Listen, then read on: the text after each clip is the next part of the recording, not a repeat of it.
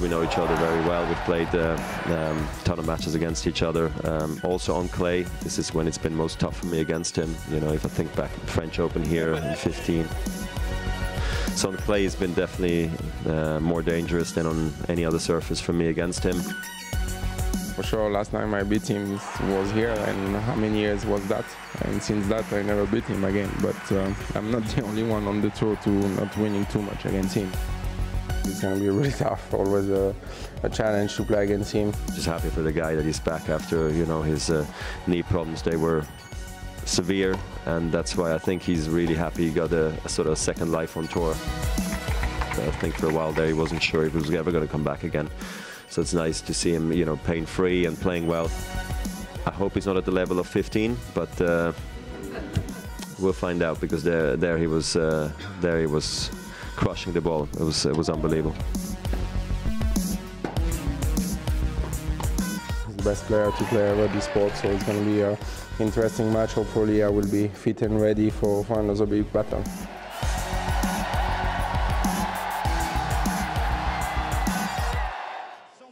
Suisse simple messieurs au Suzanne-Langlaine. Ils ont été ensemble champions olympiques aux Jeux de Pékin en 2008, vainqueurs du Salier d'argent. Le premier à rentrer sur le court, Stan Wawrinka. It is great to see him back, isn't it? After all the injury issues, Stan Wawrinka showcasing what he can do in the previous round against Stefanos Tsitsipas. Il est au rendez-vous d'un quart de finale de Grand Chelem, Roger Federer. But Wawrinka is up against the great, arguably the greatest of them all, Roger Federer, the 2009 winner here at Roland-Garros, returning for the first time since 2015 this year, and he has looked in imperious form throughout. Yet to drop a set, but this, no doubt, his biggest challenge yet. And we mentioned the fact that that on-court time, Mark, with regards to Federer playing nearly 5 hours less than Wawrinka. But could you also phrase it a different way and say, well, he's yet to have any real tests? It's all been a little, perhaps, too easy for the great man. It has been too easy. Sonego, first round. Otto, the lucky loser, second round. Casper Ruud, round 3. And Leo Mayer. He has just been streets ahead of the competition. And this will be a real test. You know, again, at the start of the tournament, I wanted to see how the draw unfolded. I myself doubted that Roger would be here in the second week. The draw panned out very favorable. This is going to be a real test. Much will be on the shoulders of Wawrinka, the physical condition that he walks onto the court today with. He's a tank, though. Have a look at him. I mean, Stanimal. He is. He is. You know, the ability for him to hit winners and hit players off the court on this surface. Shot clock sur le court, il y en a 2 au niveau du filet ici et sur les écrans géants. Vous avez des questions? Celle-là, ça sera face. Celle-là, face. Pile face. La face. Face. Entendu, la face. La face, c'est celle-là. Je reçois. Je reste à côté. Bon match. So I didn't quite get who won the toss there, but we will soon find out. After 2 left knee surgeries, 1 right knee surgery as well back in 2007. Wawrinka has taken his time. It was 2017 he had those 2 left knee surgeries in August. And it has taken his time to get back to somewhere near his best, but I think many are thinking he is getting there, certainly after that win over Stefanos Tsitsipas. It's been a steady year for the Swiss world number 28, runner-up in Rotterdam, quarter-finalist as well in Acapulco, quarter-finalist in Madrid, where he had good wins there over Pella and Nishikori. But he has always been someone who finds his best tennis at the slams. And of course, he's a 3-time Grand Slam winner, winner here in 2015, runner-up here, of course, in 2017 as well. And we talk about the amount of tennis he's played, Mark. The one thing that we always find with Stan Wawrinka is that he's got the firepower. So even if he is perhaps feeling a little leggy, he can hit through opponents. He certainly can. Goes about his tennis a little different on this type of court. He will stand further back and have a good crack at the ball. Don't forget, he's got to be seeing the ball huge, Pete. Have a look at the 3rd round victory over Grigor Dimitrov. Tight tennis, tough tennis. 3 tiebreakers. And then, of course, that magnificent match, which everyone is still talking about over the number 6 seed, Stefanos Tsitsipas. 5 hours and 9 minutes. The second round wasn't too shabby either against Christian Garin. He's a youngster from Chile, and he's really been on form. So Stan cancelled out any of his hopes early on in the tournament. Yeah, it was great to hear him say that that match against Tsitsipas was the reason that he came back after the surgeries, because he loves to play in front of the fans and in front of the people, and the atmosphere on that day on this court was electric, and I think it's safe to say it's probably going to be pretty similar today. Coach, or two coaches that Stan has. Magnus Norman is back in the camp, and Yannick Fatibert is also working with Stan. He's somewhat new, a little unknown for me. Is the latter? Yeah, certainly it's Magnus Norman who's the better known, of course, in the Wawrinka camp. As for Roger Federer, as I say, returning to this tournament for the first time since 2015, where he last lost to Stan Wawrinka in that quarter-final matchup. It was a straight sets defeat as well, the only time he's ever lost to Wawrinka in straight sets. But he is a 20-time Grand Slam winner, winning here in 2009 to complete the career slam. He's been a 5-time finalist here. He's breezed through the draw, and I mean, he keeps leaving me speechless, Federer, because people keep writing him off and keep saying, well, this is it. I had a friend of mine who was watching him at the start of the match, start of his tournament in Dubai, and bear in mind, he'd just been knocked out by Stefanos Tsitsipas in the 4th round of the Australian Open. He was playing there early on in the rounds of Dubai, and a friend was messaging me saying, yeah, I think now's the time. He's now going to fall away, and yet we've seen the best of Federer. And then, of course, he goes and wins that 100th title. He then reaches the final of Indian Wells, then goes and wins Miami, and then comes into this tournament, and people aren't expecting too much. And here he is in the quarterfinals without dropping a set. Without dropping a set against the opponents. There they are, from the first round to the 4th. Not big names. And again, we'll reiterate, this will be a real test, given that he has not played here for 4 years. Very limited clay court build up to this year's tournament as well. But he is 8-1 on clay this year. Aujourd'hui classé à la 3e place mondiale, il s'était hissé à la première place pour la première fois en février 2004.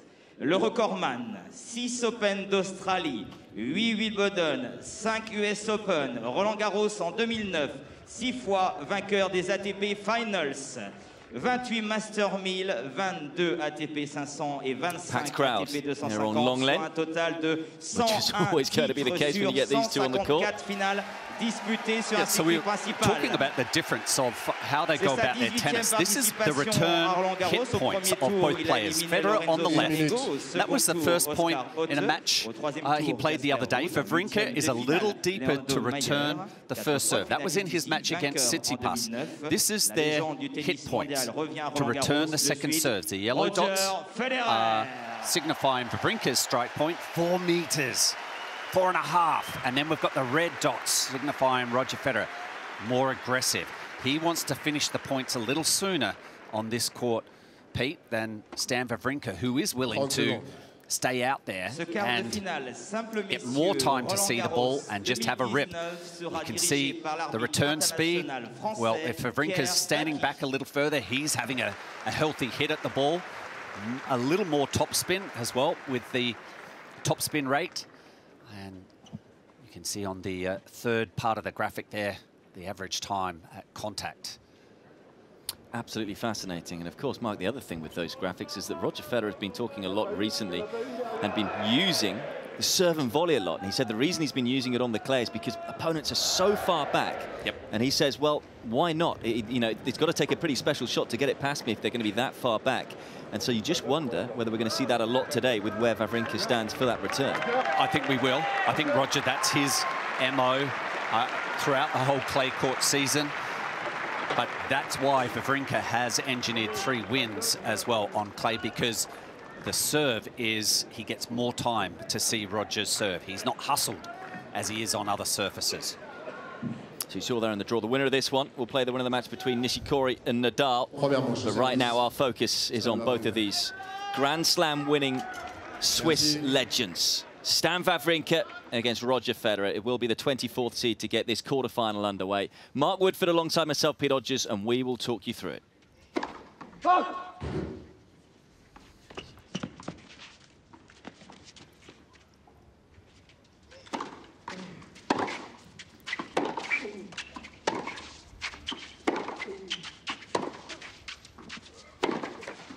So tactically, Mark, here, what are you expecting Wawrinka to do? Because, as you said, Federer, the slight favourite. Yes, Federer is the favourite because of his quick run-through the tournament so far. Has the edge maybe on a little fitness. We haven't heard of any niggles physically with Roger. Yeah, he said himself, his body and mind are good right now. Yep.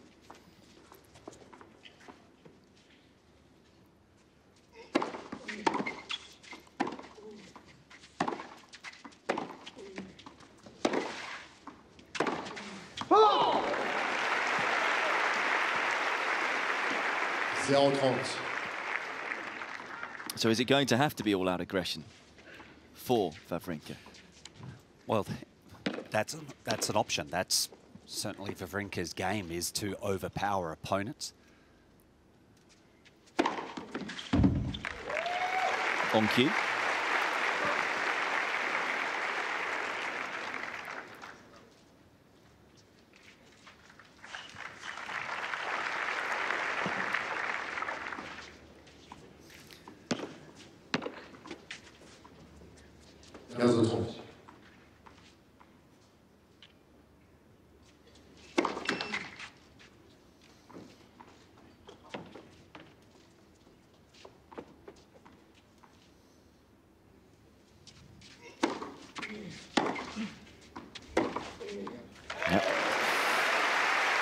Swiftly round the backhand side to open up the inside out on the forehand, Wawrinka.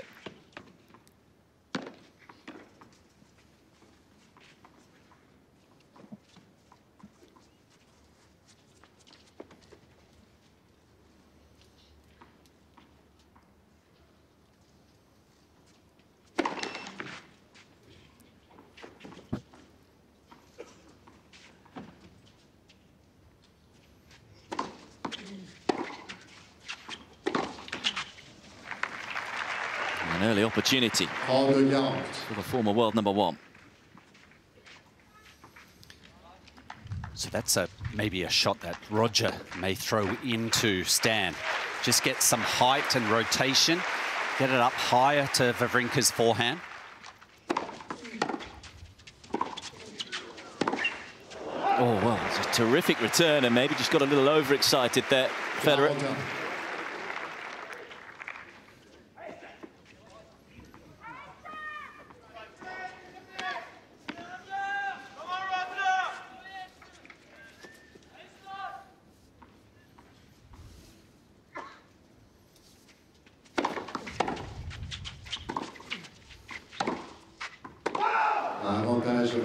Federer seeing it like a football so far with regards to the return.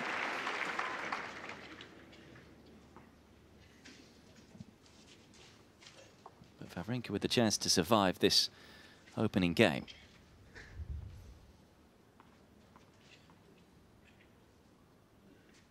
Well, he was under some pressure there, Wawrinka, but he's able to come through the opening game.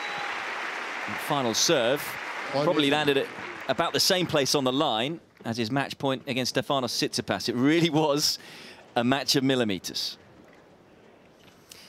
Yeah, that was a quick end to that particular match. I think we saw Tsitsipas as the backhand slice went past him. He tried to circle a mark. Please, could that be out? But it wasn't. Yeah, Ivan Lubicic there, donning cap and sunglasses today. Federer described that pass, incidentally, as a sick pass himself. He said he was really happy for Wawrinka after all of his injury troubles to get through to this round.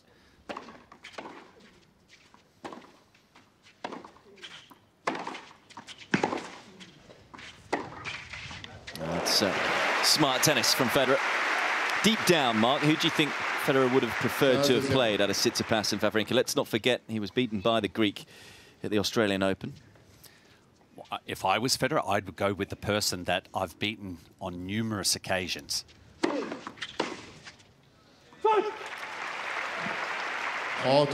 Even though he might be a colleague, countryman, teammate, occasional doubles partner, just that there's safety in knowing that you've beaten him 20+ times. And of course, they won the the Beijing Olympics gold together back in 2008 as a doubles pair. 42-0.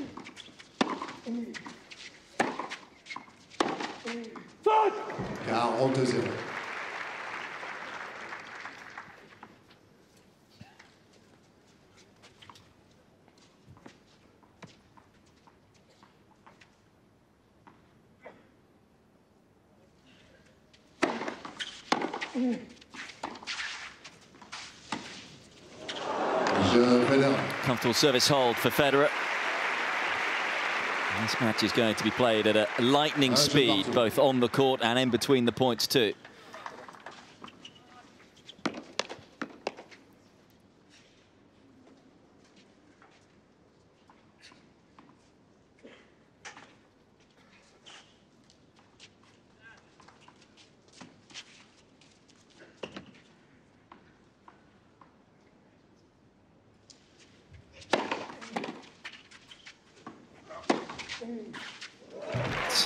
Such easy power for Wawrinka. 15-0. Federer actually said prior to this match, he said one of the reasons he's enjoying playing on the clay again is that it gives him time to wind up on the ball and to really crunch it. He says that the big guys can do that. It's not all about anticipation and using an opponent's speed. Saw that from Wawrinka on that previous forehand. To generate all of the power himself, and did so.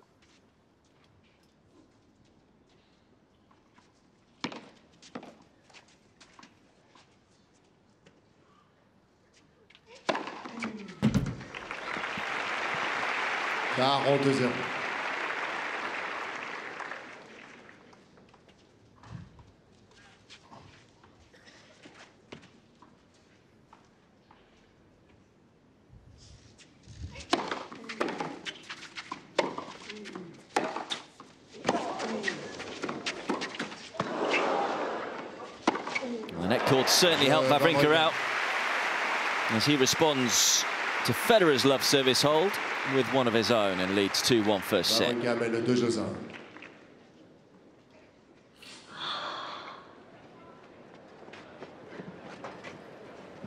course, this was Stan Wawrinka's second Grand Slam title when he won here in 2015. His first one, the Australian Open in 2014. He's since claimed to the US Open in 2016, so it's just Wimbledon that he requires to complete the career Grand Slam, but grass has not been his best surface throughout his career, although he has been twice a quarter-finalist at SW19. Yeah, perhaps his court position, he might have to improve on the grass, and he takes those healthy swings, doesn't he? The large take back. Of course, on grass, when it does come through, even though the grass is a little different from traditional times, perhaps he just needs to compact up. Reprise.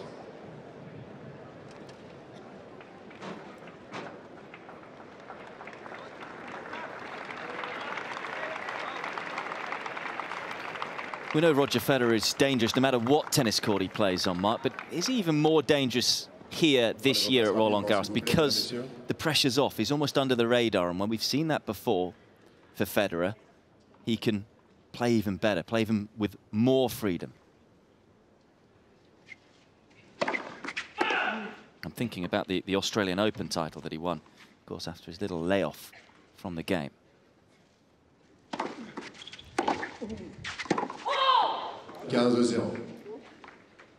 So, yes, he's playing relaxed and with freedom, but he's just had a blessed draw. I mean, I hate to refer to it. I mean, it has been a very soft passageway for Roger. So no one, the guys that he's beaten, they're not real tests, I don't believe.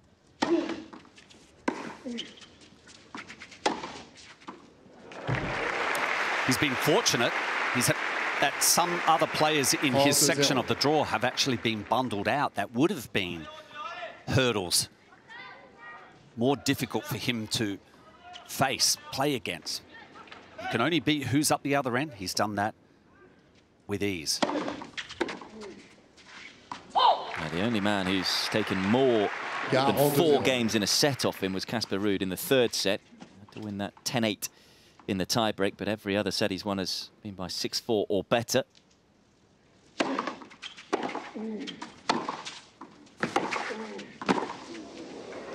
That's the first point that he's dropped on serve, Federer. Excellent length from Wawrinka.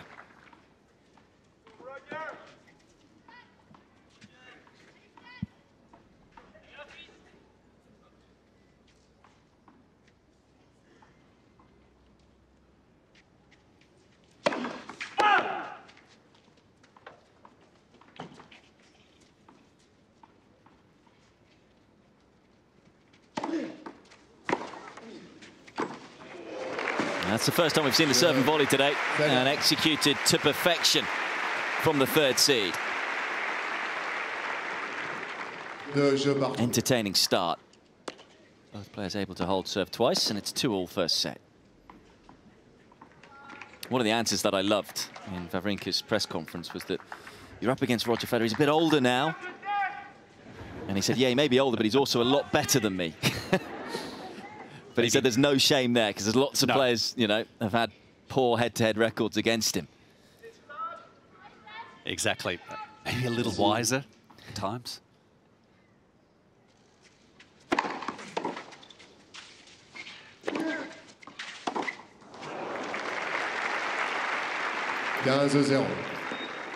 At first serve at 205 Ks, you might have the edge on just sheer speed, but not the consistency that Roger has and applies with that first serve. Oh,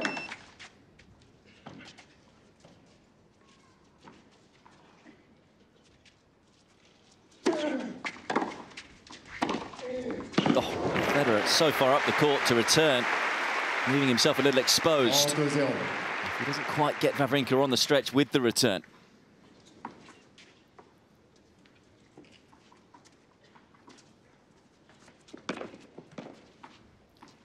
Big. That's the side. Wawrinka strike more winners off the forehand side, but you would probably play more to his forehand because of the glorious backhand technique that he owns.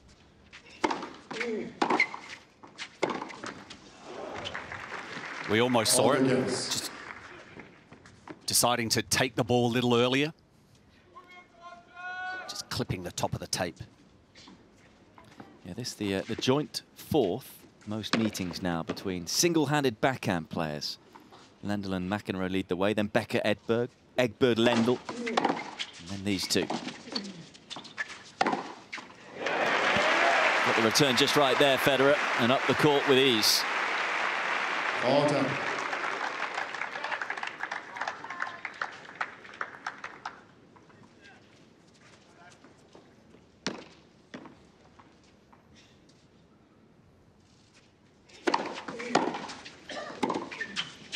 Such a good return. He was right on top of the baseline for the first serve that time, Federer. Wawrinka just not ready for the return.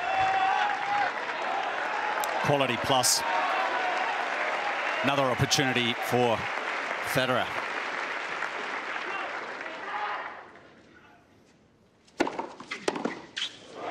Has that caught the service line? It has. Clutch serving from Stan Wawrinka.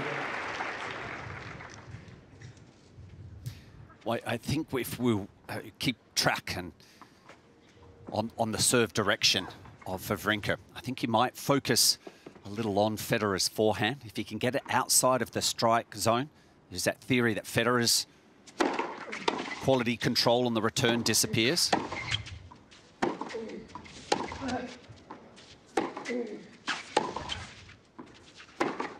There is that single-handed backhand duel, and it's one that Wawrinka comes out on top of. Avantage, Wawrinka.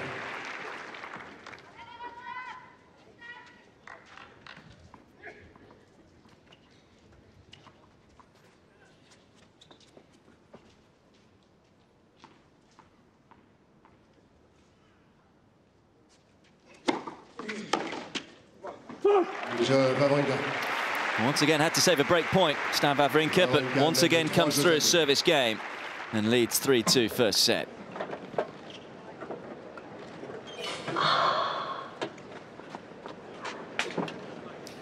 Lovely change up there to finish the game, just tidy things up for Wawrinka.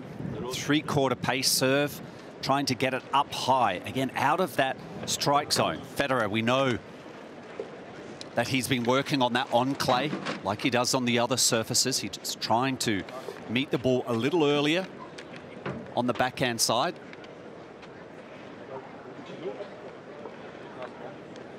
Those are quite interesting statistics as well. We talked about Wawrinka needing to be aggressive and showing there that he is really trying to take the game to Federer.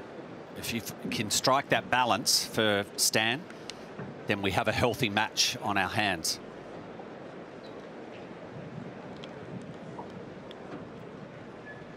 Reprise.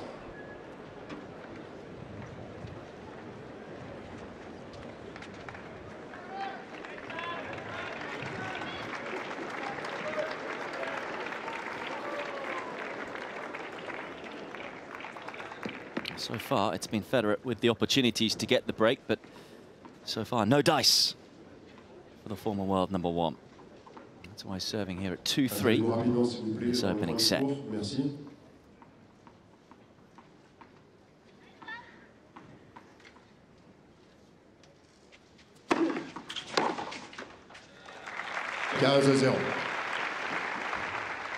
So he's been telling himself to use the drop shot, use different height, serve and volley. Trying to get himself to think about the variety that is needed on a clay court. But it's a different proposition today against Wawrinka because he won't get as much time on the ball as he has done against previous players. So may not be able to use that sort of variety that we have seen so far in the tournament.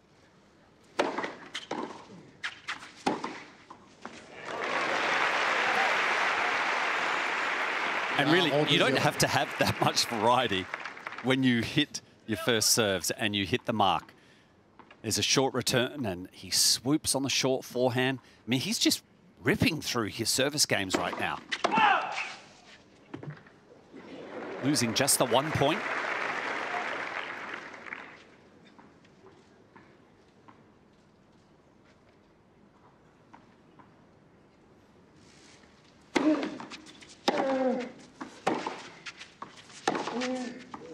That's a beauty, right into the corner.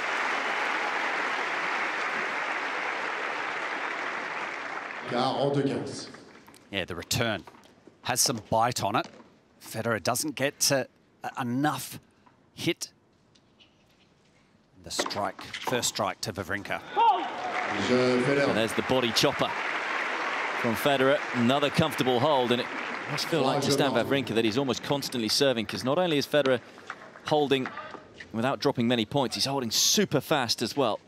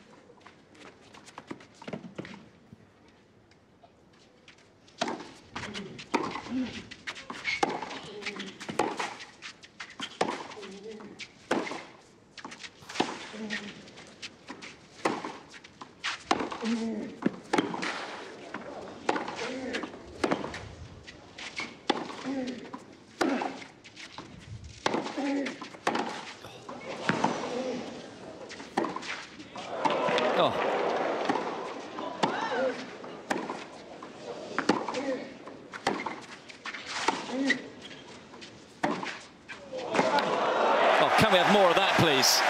Just a stunning point.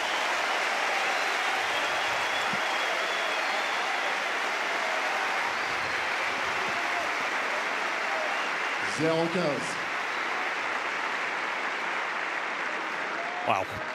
Apt round of applause. Loud and lengthy. Lengthy rally.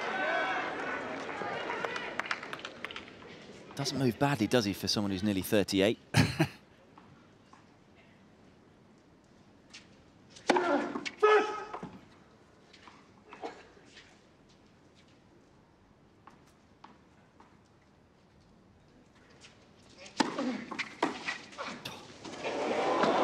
Talked about the fact that Against Wawrinka, he's not going to get many opportunities to play with variety, but Federer proving me wrong. 0-30. Delicately returned, coming under the ball with enough bite.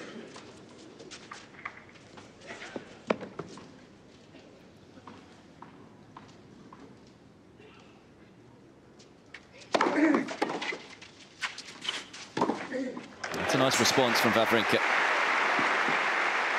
who, as we know, is battle-hardened. Yes, thanks to the last two matches. Can he be too battle-hardened? If that translates into fatigue.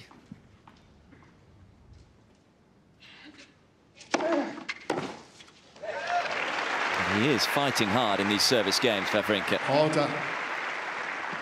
That win against Tsitsipas must have given him so much confidence and belief in the big points.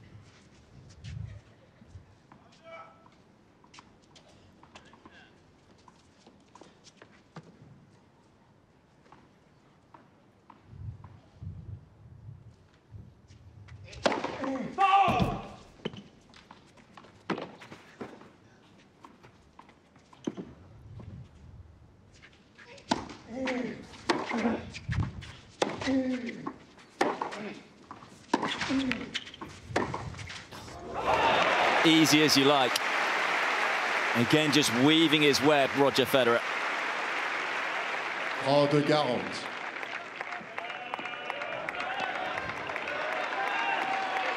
So not a stat that Stan will be enjoying, but it is painting a picture in the early runnings of this set.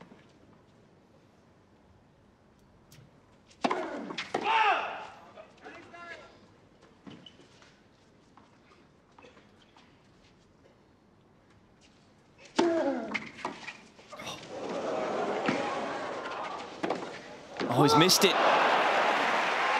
Wawrinka survives again. Garota.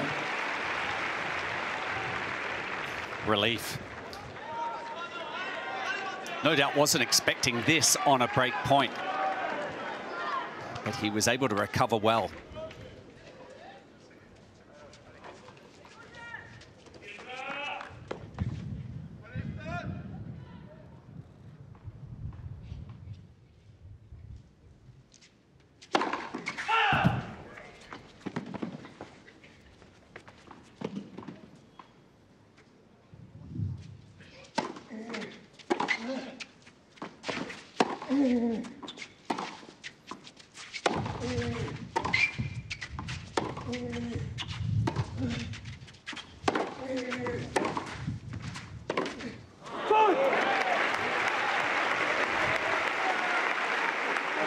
Avantage, Federer. He's knocking at the door again. And surely if you knock enough, yeah, it finally opens. This build-up, this is the third game now. San is fighting to save his serve. Fourth break point of the set.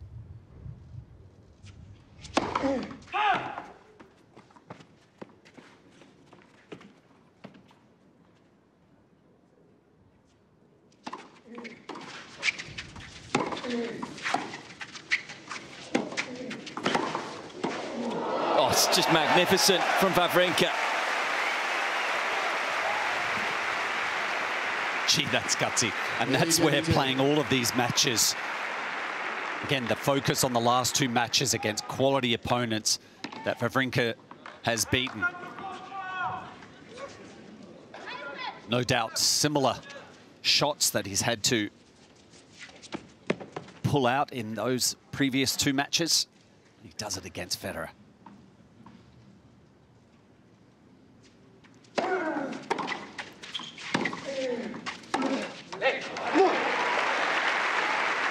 Avantage, Wawrinka.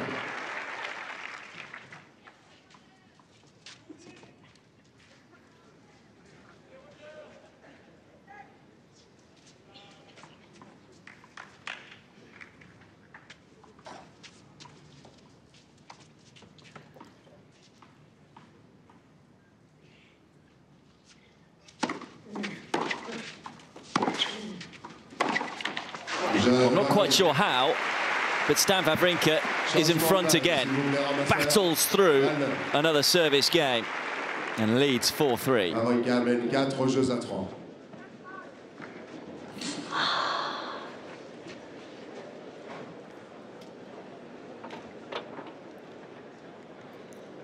Well, relief again for Wawrinka.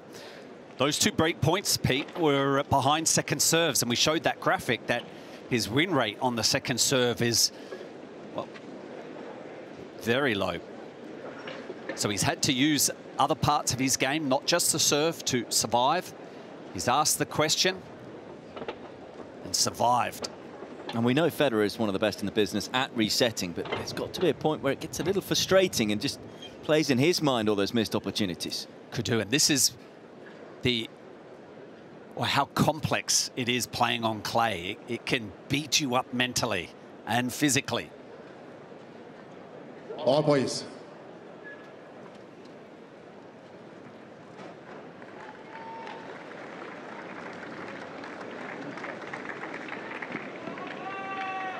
Well, in truth, Roger Federer has dominated the early exchanges in this first set, but yet finds himself 3-4 down. Wawrinka winning all the big points, saving all of the break points. Faced 4 already, whereas Federer has been breezing through his own service games, and he'll hope to continue that with new balls here. 3-4.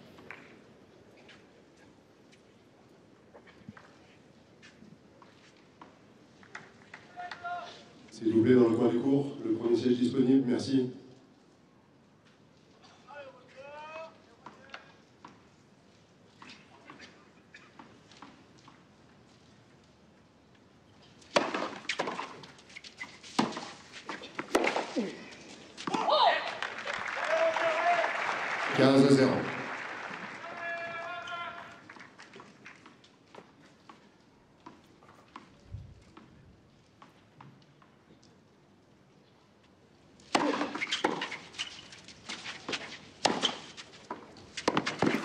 Well, we talked pre-match a little bit about Wawrinka's returning position. He's not somebody who likes to change it too often, but I mean, he's barely won a point on the Federer serve. Is that something he's got to look at changing, perhaps? I think so. Just seems to be a little closer than what we really anticipated to return that first serve. 42-0.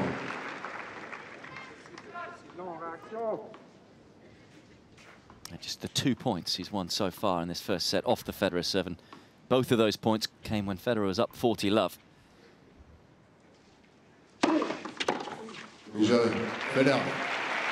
Another comfortable love service hold for the 20-time Grand Slam champion. 4 jeux partout.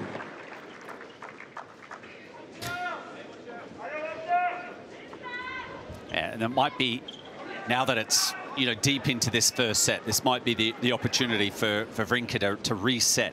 Of course, if he goes further back, then I think Federer is going to focus on serving to Wawrinka's forehand, because once you can get it out wide on his forehand side, he just chips the return, not with a lot of conviction.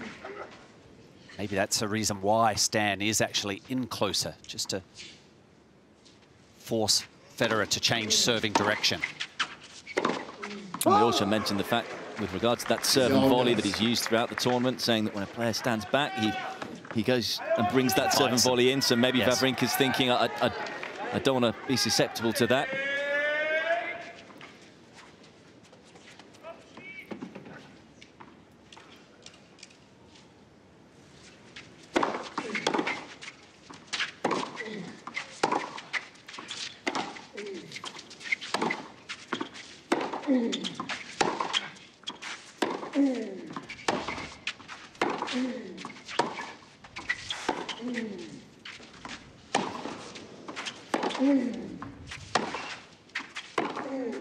Oh, wow.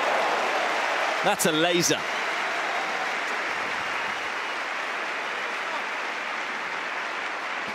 Seriously, I just wish there'd be, a reward for a shot like that. I mean, it's just exquisite. 140 Ks, laser indeed, Pete. to be worth 2 points, that one.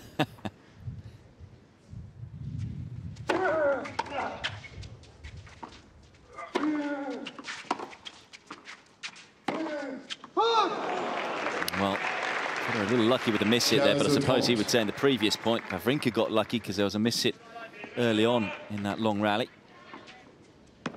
Once again, though, Wawrinka under pressure.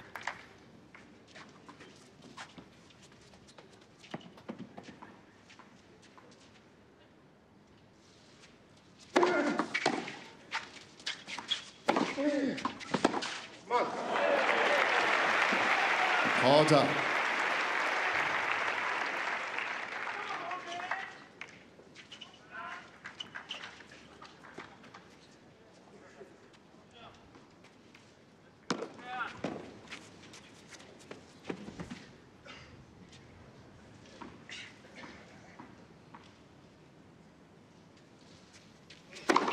Let on les services.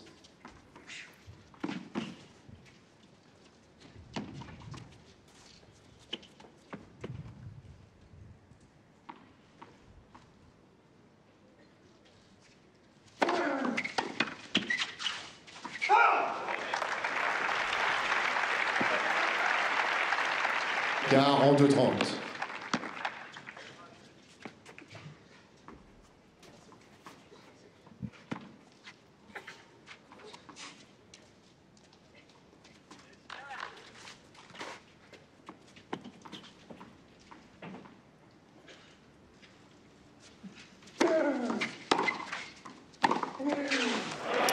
Ticks off another game, Wawrinka.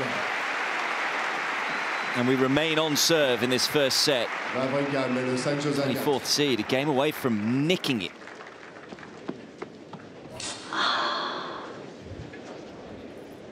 And I say nicking it, it really would be a steal if he was somehow to take this first set for Wawrinka. There's that serve. You see how it just off pace gets up higher?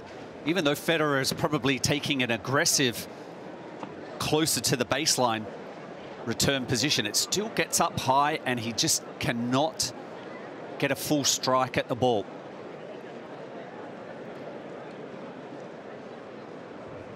Okay, so still managing Wawrinka. Winners to unforced errors. And it's amazing, really, how many of those winners will have come at breakpoint down. 4 times he's had to fend off breakpoints. It's glittering tennis in almost every single one of them.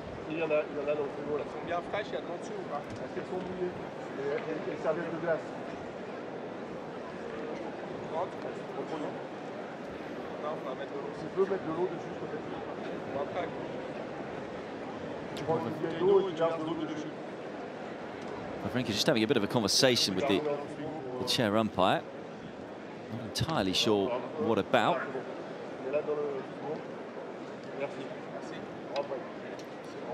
Seemed to be concluded in a pretty cordial manner.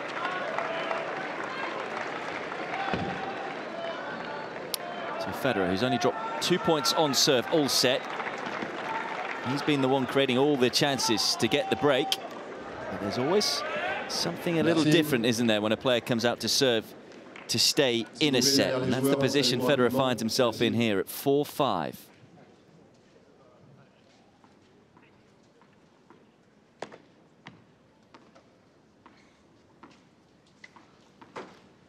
Un instant. Pouvez-vous vous asseoir rapidement, s'il vous plaît, messieurs?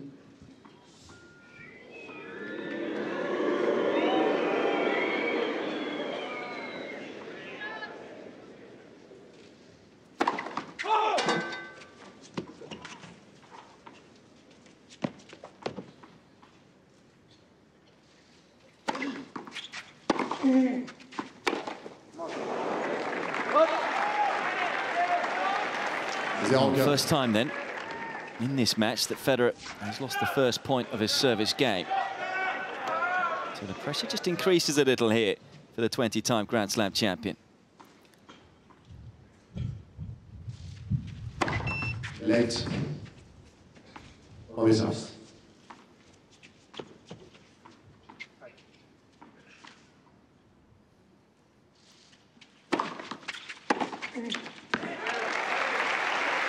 It's going to be frustrating for Wawrinka. Had a play on the ball. Big point two at love 15.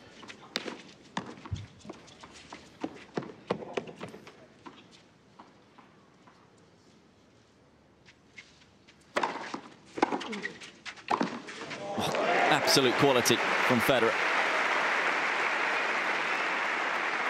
En 15.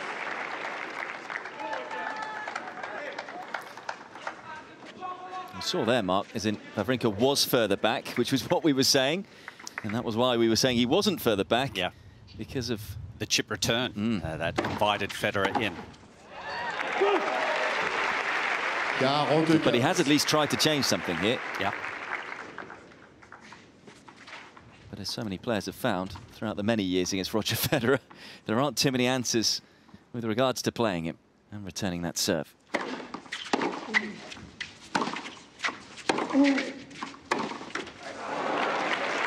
It's the first time he's got more than 1 point in a service game, Wawrinka.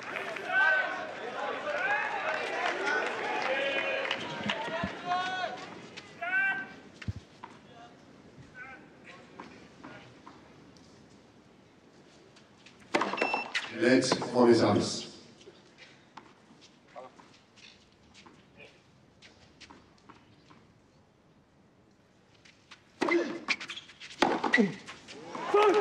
Well, there was a bit more pressure on that service game for Roger Federer, but he comes through it nonetheless. And it's 5-all in this opening set.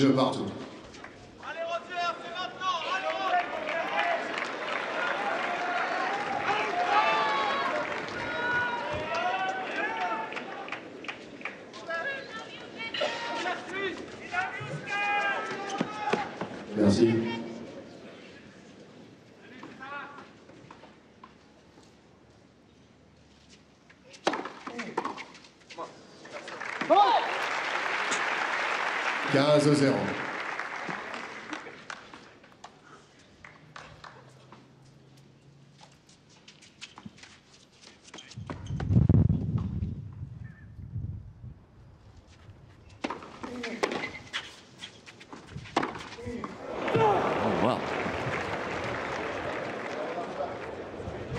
Wawrinka can every now and then throw in the odd scary unforced error. It's pretty much the first today.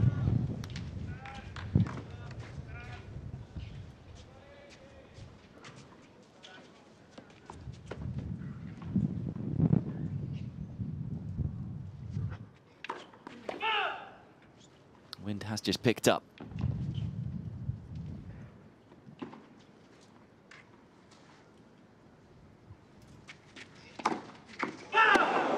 No doubt affecting Wawrinka there.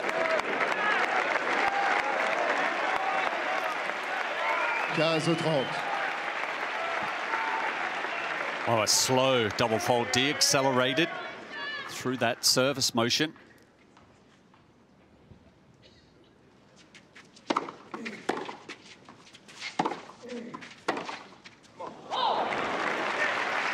Order.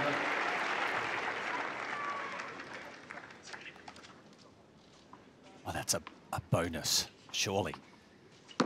Relief for Stan to win that point.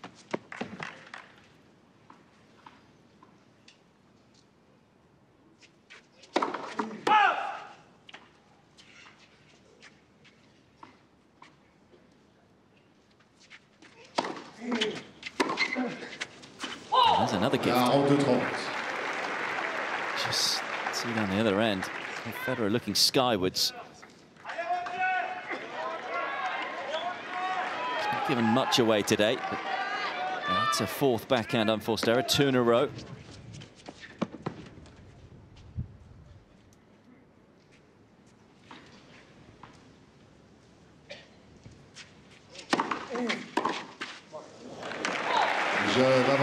A trio of them. Wawrinka again is a game away from stealing this first set lead, 6-5.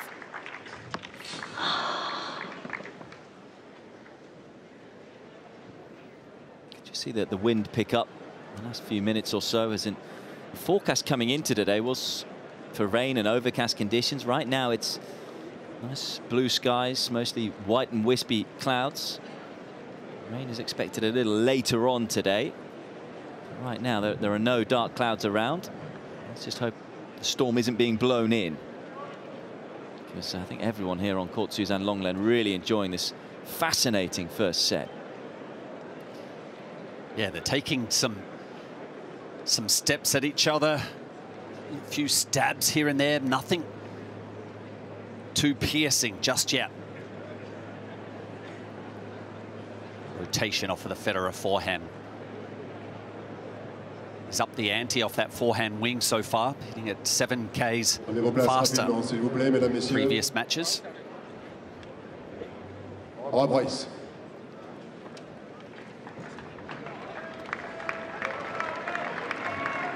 That's what you were talking about earlier, Mark, in terms of Wawrinka's got a faster serve, but not quite as accurate as what Federer can do. Yeah, Federer's landing them more often in the match so far, but it is still neck and neck.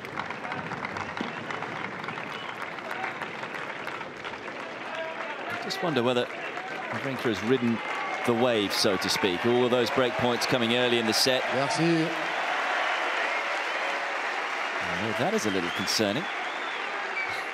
I think he might have just hit his funny bone on the seat. We all know what that feels like.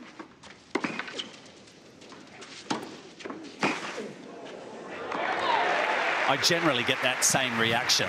15-0. It's good to know the greats of the game can be just as stupid as ourselves, even though you are a great at the game as well, Mark.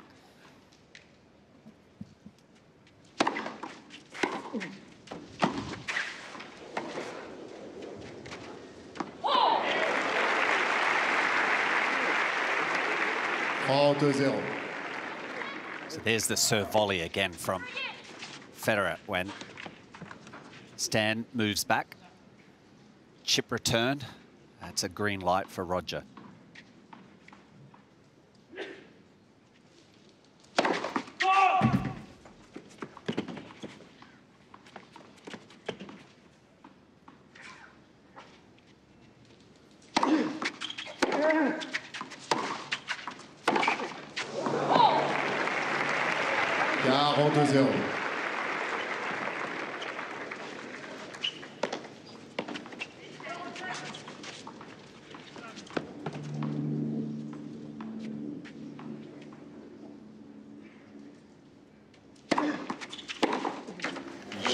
Just what Federer would have wanted to take into the tie-break. Quick fire love service hold, so well, the momentum really has been with Federer throughout this opening set. Will it count for the set, though, in this 7-point shootout?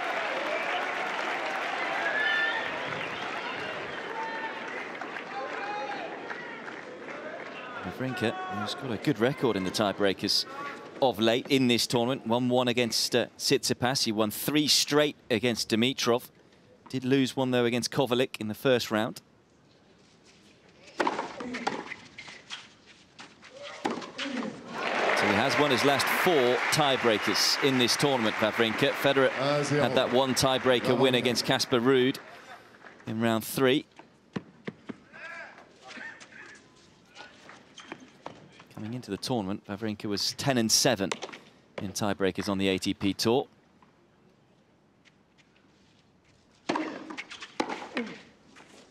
Federer was 6-3. Un partout.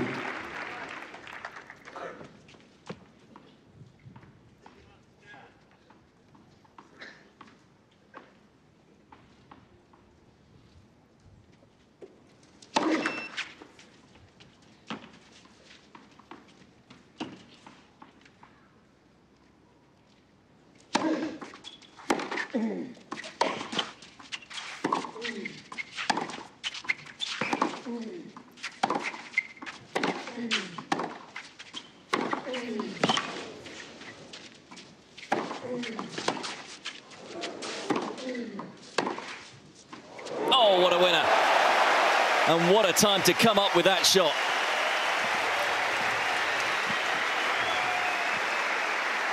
Where does it come from? You know, he was extended Almost straight arm. De Federer. Coming around the outside of the racket and excessive topspin once it hit the clay surface. He was under so much pressure in that point. You were just feeling maybe this set was going to be turned in the direction of Wawrinka, but a bit of magic from the 20-time Grand Slam winner.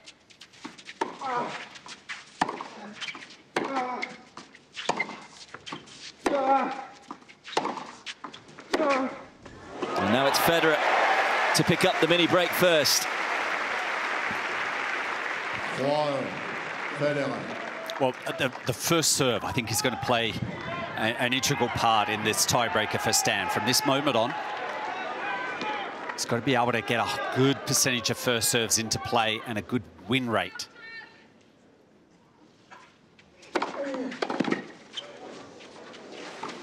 Yep. So when he misses that first serve, we've already seen it the way it's unfolded the first set. His win rate behind the second serve just isn't enough. Against Roger, he's going to force the action if he gets to see too many of those second serves of Wawrinka.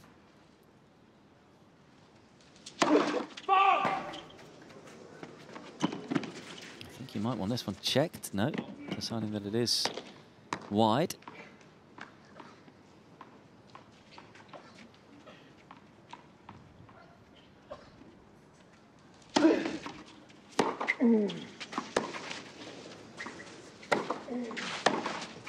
Oh, well, it was a great return, but it's Federer who steals the point.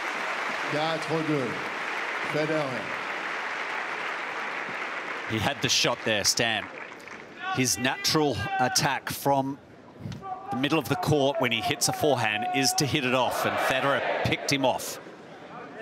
And as much as we've talked a lot about Federer winning easy so far at this year's Roland-Garros in terms of the straight sets, that set against Casper Ruud finished 10-8 in that tie break. And also, if you go back to his last tournament, Rome, took on Borna Coric, saved 2 match points in a deciding set tiebreaker. So he has had some battles in recent weeks. So he has got those experiences to draw upon lately.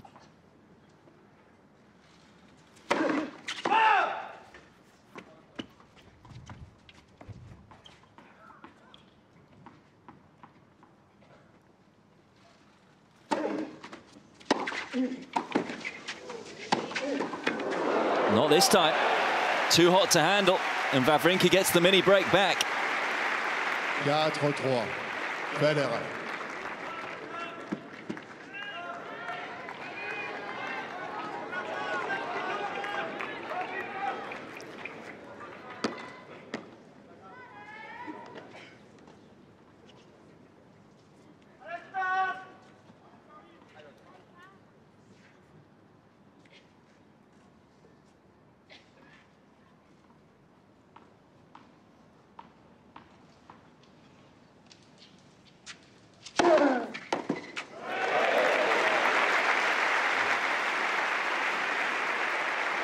Partout.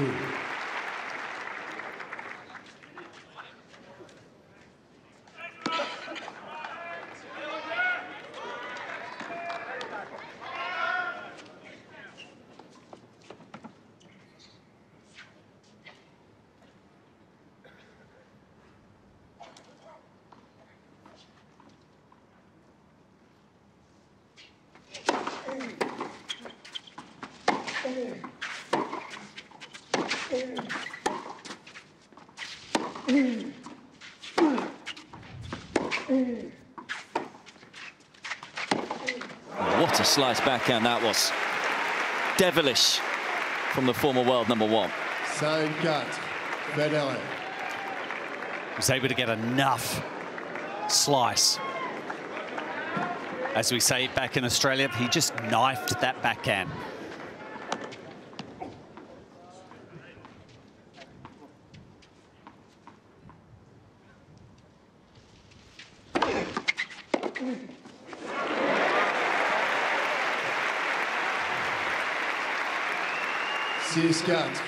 Federer. He's found a way to get to 2 set points, Federer. He's been knocking at the door all set. You just wonder whether it was going to be stolen away from him. Chance to ensure that doesn't happen.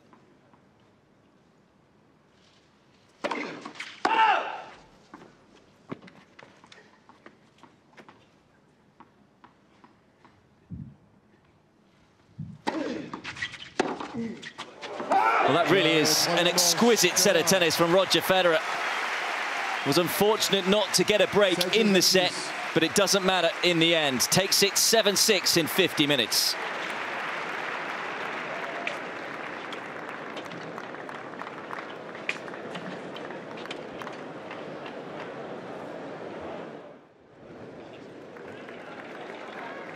Deuxième manche, au service, Roger Federer. We keep talking about the return to Stan Wawrinka in his return position. I also just wonder, Mark, as in heading into this one, whether there was a little bit of trickery from Roger Federer with regards to some of the interviews he gave. He did talk about that serve and volley, and he particularly mentioned when opponents stand far back.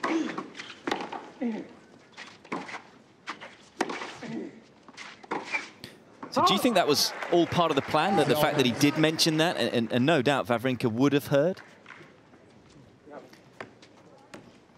Oh, look, I wouldn't think that Roger's, you know, plotting, you know, to take down the world.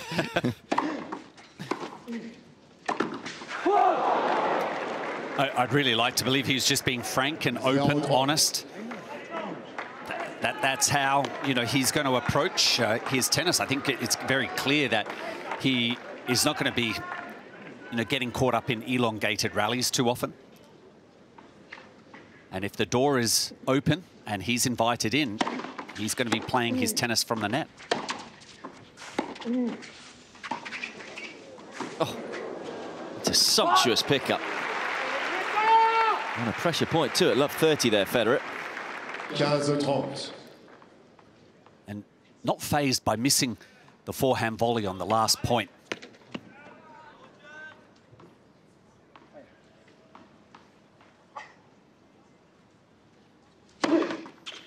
It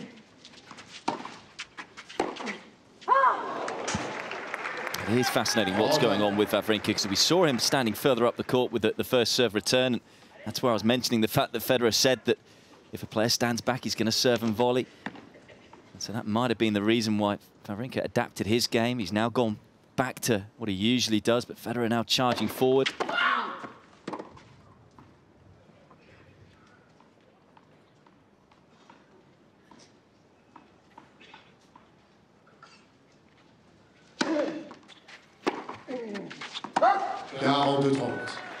It's going to frustrate Wawrinka. He's still yet to create a break point in this match.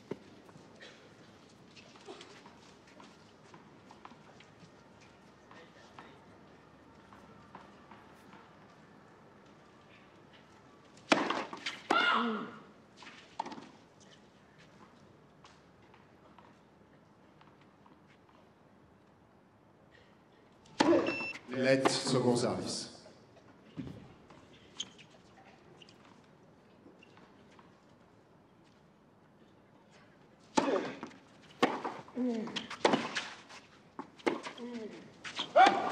Federer. It's the first slightly scrappy game, really, from Roger Federer on serve, but he's still able to scrap his way through it. So he takes the first game of the second set.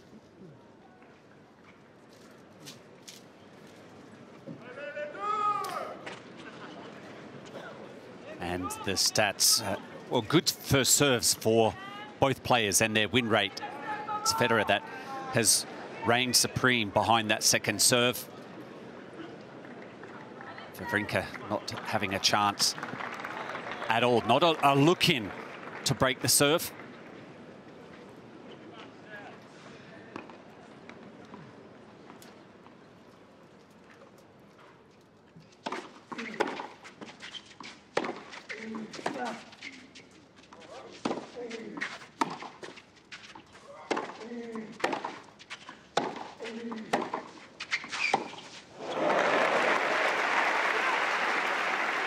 I just wonder here whether that was actually the perfect set for Federer, because it took some time. We talked about that 5-hour marathon in the previous round for Wawrinka, so now he's a set down. There's almost an hour on the clock.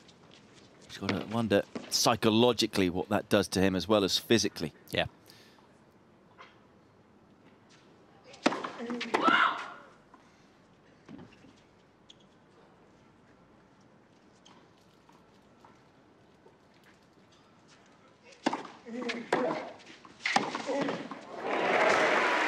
What a 1-2 punch that is. Gaza.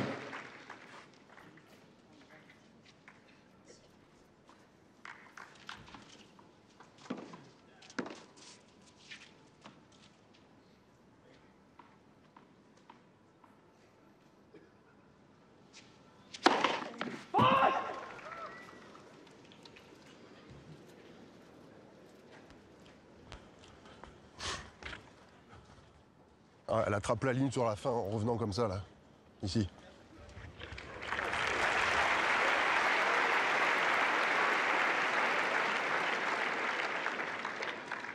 Confirmed as in, so we'll go down as an ace. Draw de Gas.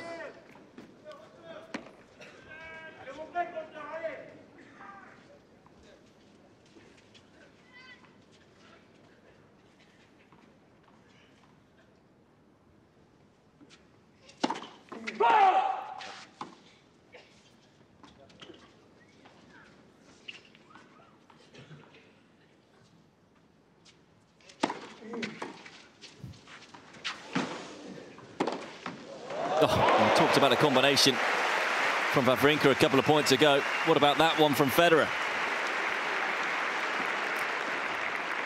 He's just baiting him, isn't he? With this, it's deliberate. Just down the line, Stan's going to come in. If it's struck well enough by Federer, Stan is just going to have to chip it back, and then Federer's got the target to make the passing shot.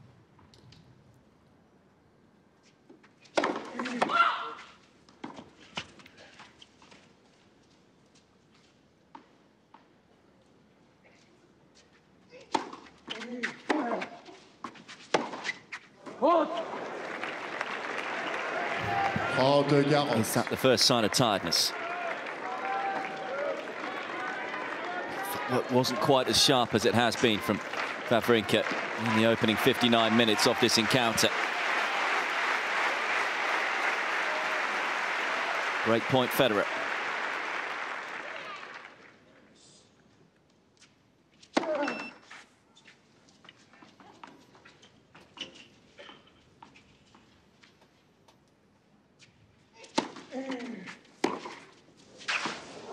Oh, well, he wasn't far away.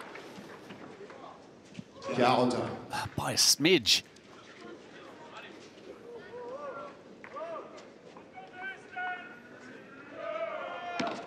0 from 5 now, though, on the break points, Federer, and that must frustrate him because he's actually had a swing at a few second serves, too.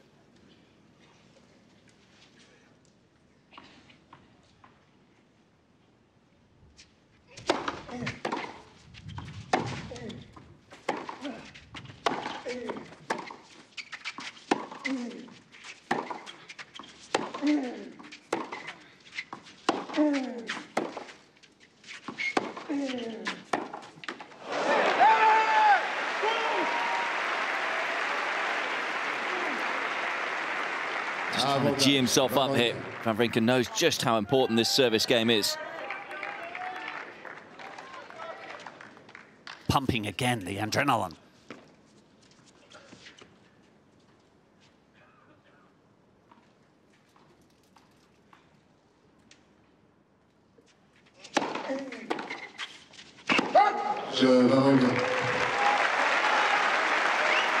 Same again with regards to Wawrinka.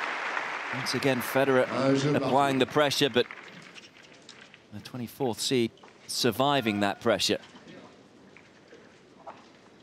It's a game apiece, second set.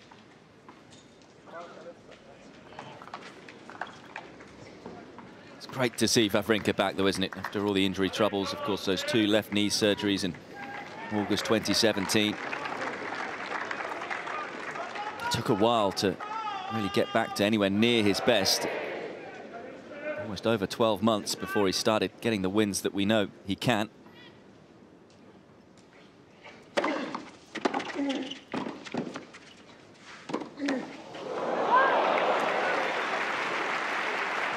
15.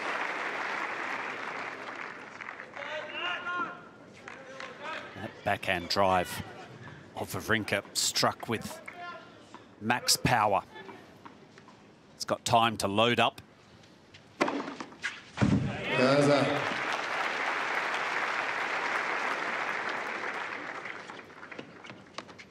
First ace for Federer.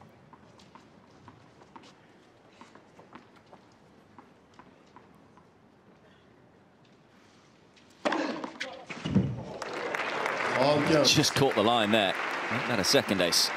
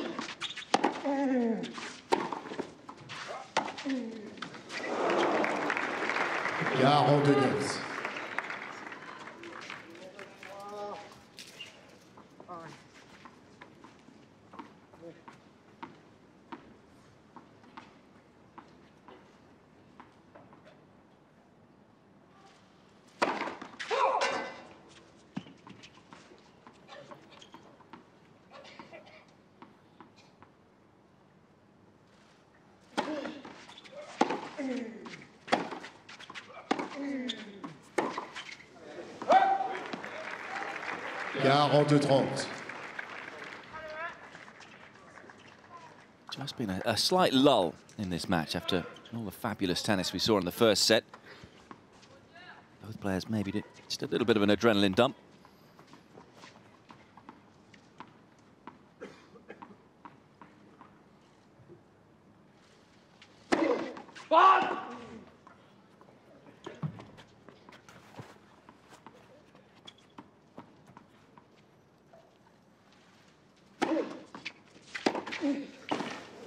It's a super return.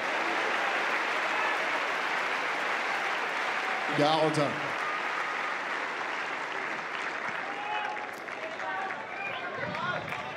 Super it was. That's what he has to obviously guard against, is stand when he does get that full strike on the ball. Generally, it'd be a lot more power.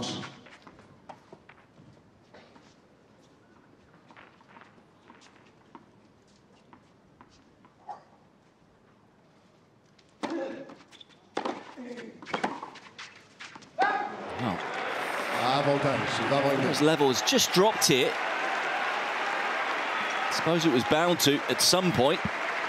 And for the first time in the match, it's Wawrinka with a break point. This is a luxury, isn't it?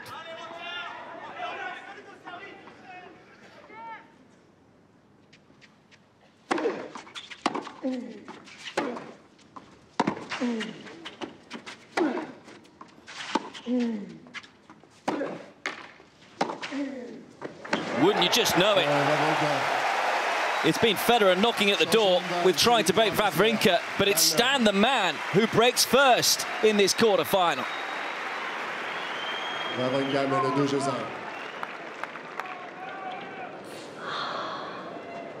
Well, I'm sure Roger Federer won't be thinking it right now, but isn't that just the beauty of the tennis scoring system? and how quickly it happens. Have a look at Federer. Almost stumbles on this next forehand here as he comes out of the corner, and that was just enough to unsettle him, and Stan can't believe his fortune.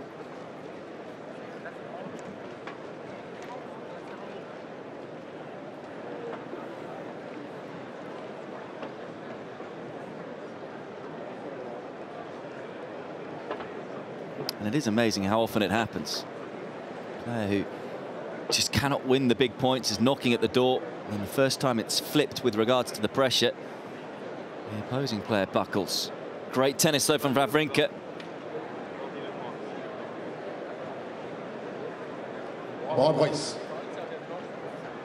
You've got to give so much credit, haven't you, here, Mark, to what we've seen from Wawrinka, because I'm sure you were sat there, well, I was sat there in that first service game of Wawrinka's in that second set, thinking, well, if he gets broken here, this could end quite quickly. He could fall away, and now all of a sudden it's a completely different match. Yes, I was thinking the floodgates could open, but at the same time, there's still a lot of pressure on Stan. He's got to maintain this standard, because if he does drop, you know, a couple of percent, as long as Federer's level doesn't drop either, it'll invite Federer back into this match.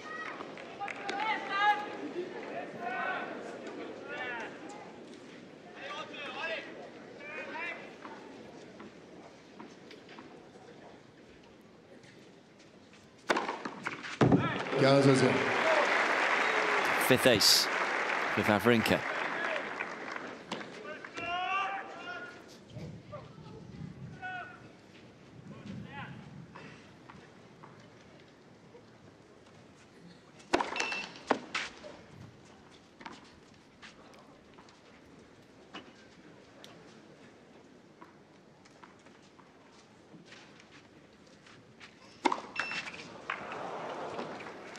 Followed by a second double.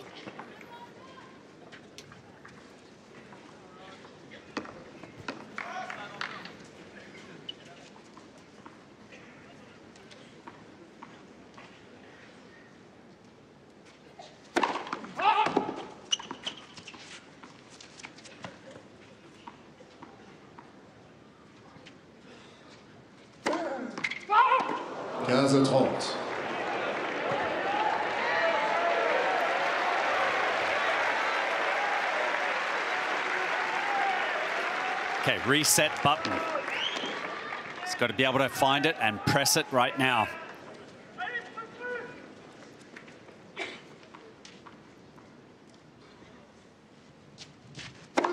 Let pour les armes.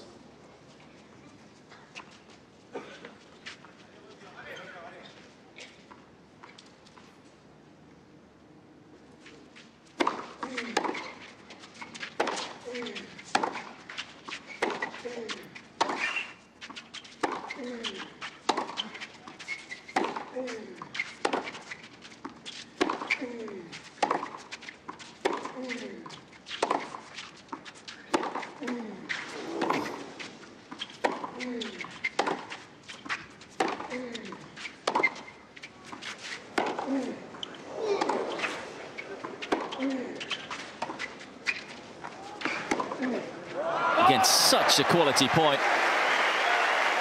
More Federer wizardry in it to secure it too.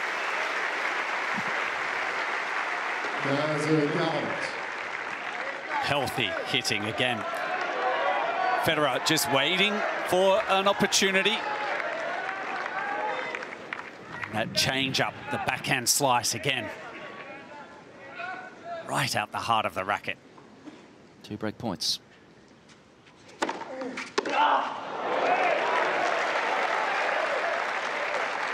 You know what they say, lucky number 7. This is Federer's 7th break point. Just wonder whether he knows that. I'm sure he's probably starting to calculate the opportunities that have been presented to him.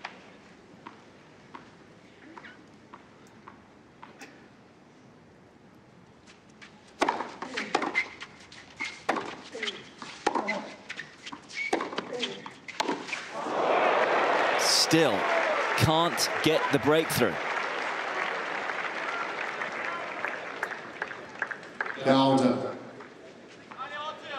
Said prior to this match, when asked what stresses him out because he's been so relaxed for these 2 weeks, he said the kids. But I think right now he'd probably say the break points. It's the kid up the other end that is not giving him opportunities to break.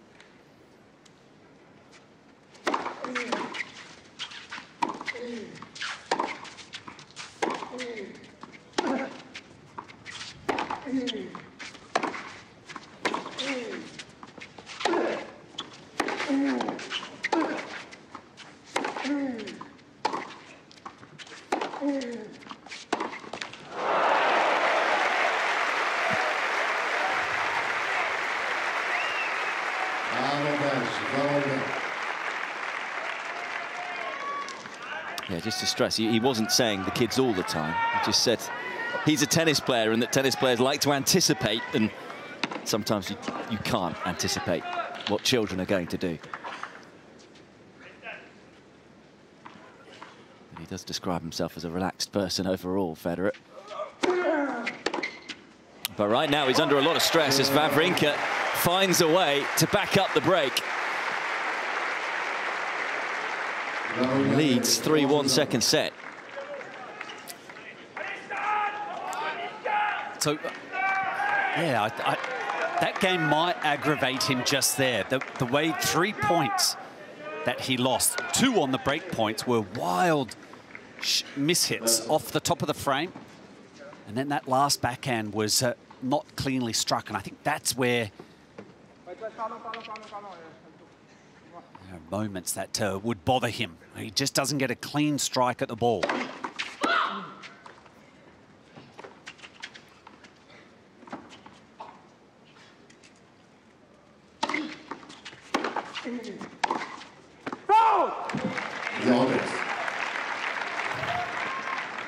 Still no signs of aggravation or frustration, though, from Federer. Back in his early days, you used to see that, but for at least over a decade now, very rarely does he show that frustration.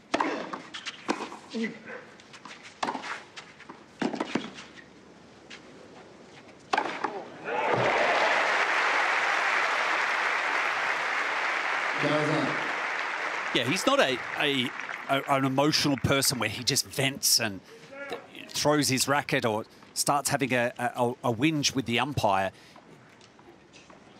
He is a laid-back personality on the court. I think it comes out as maybe when he starts to miss-hit the ball.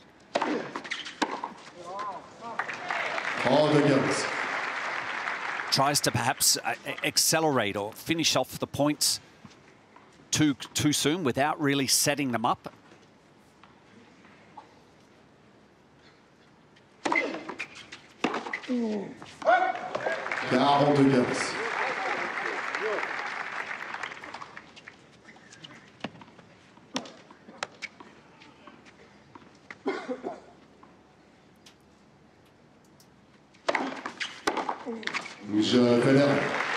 Stops the rot.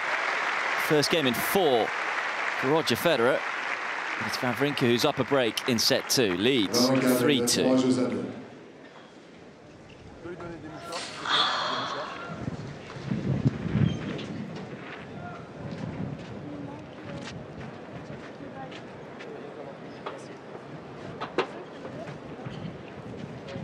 There's barely a spare seat in the house for Longlen. Such a unique and wonderful court, this one. I have to say it's one of my favourites. Courts around the world, just the way that the stands are curved. You've got the Eiffel Tower in the background from our commentary box up here.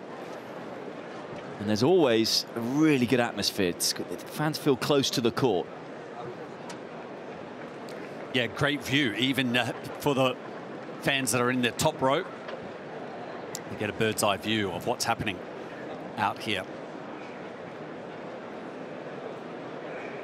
All boys.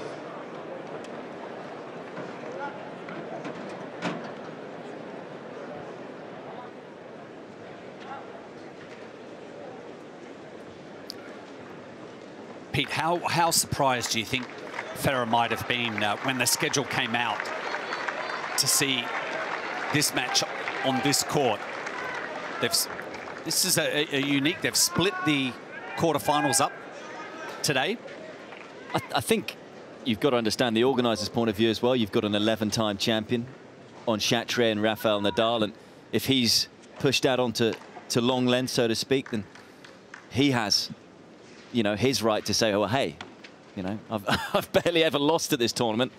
I should be on Chatrier. And so, you know, either or, isn't it, from the organiser's point of view? I think because of this matchup, there is that little bit more history there than Nadal and Nishikori, but when someone's won the event 11 times, they probably get the right to command a little more. Yeah. I think at maybe all the other slams, this one would have been on the number one, the centre court, so to speak. It's safe to assume tomorrow quarterfinals will be split as well. Yep, order plays out already. I can tell you that it will be from 2 p.m. Halep versus Anisimova on Chatrier, and then Djokovic Zverev, and then on long lane it will be Keys against Barty, followed by Thiem against Khachanov.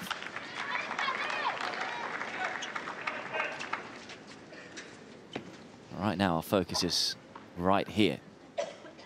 Double fault's just beginning to creep into Wawrinka's game. It's his third in the last 2 games.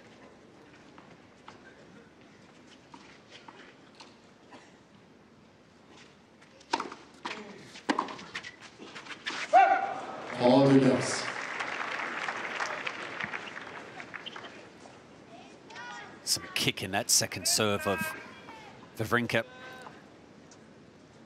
That's his stock serve, that the kick, heavy kick, doesn't generally on clay try to hit it flat or come around the outside of it. All done.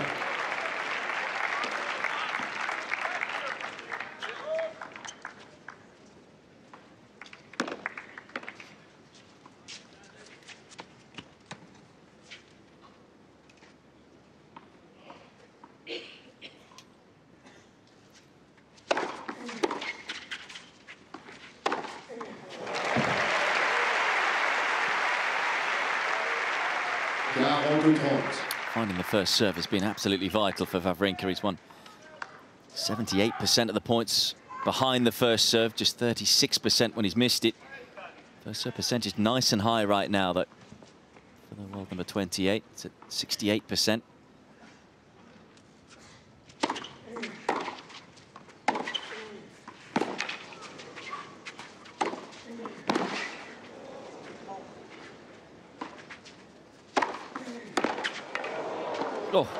Oh, how's he won that point, Federer?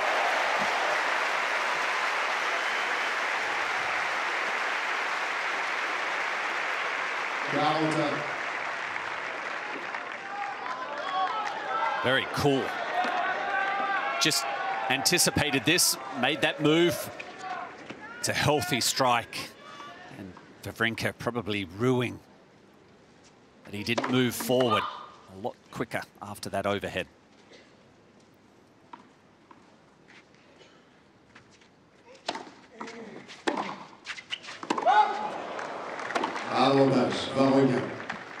No doubt about it, Federer's level has certainly dropped off in this second set. We've seen a lot more of those sort of loose errors from the 20-time Grand Slam champion.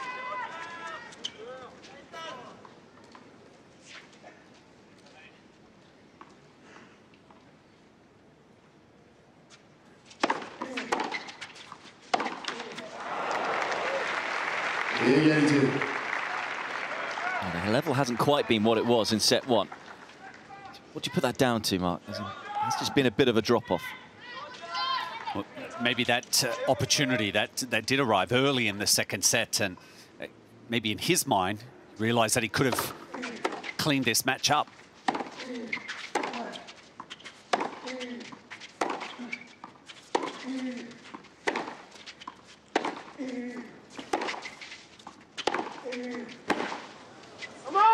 Just get the feeling as well from the backcourt exchanges, it's Wawrinka who's beginning to get on top of those sort of rallies.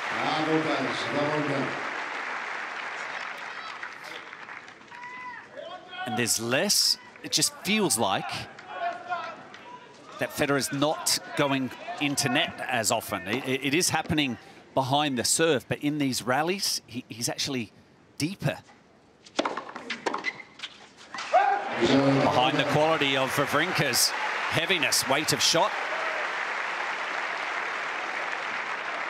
It's quite incredible that he's yet to be broken in this match, Wawrinka. The amount of times that he's been taken to juice and been under real pressure, but keeps standing up to that pressure. Of course, he saved a number of break points, didn't he? 8, I think it was, in total against Tsitsipas in the 5th set. Just is dialed in on the big points right now. And there is that move forward from Federer, but didn't do enough with the volley and is stung by Stan.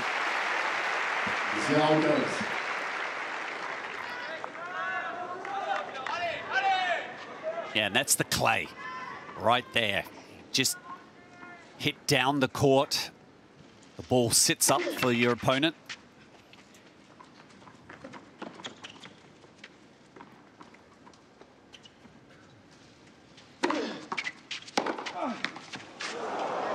Oh, nicely caught by Pierre Bacchi.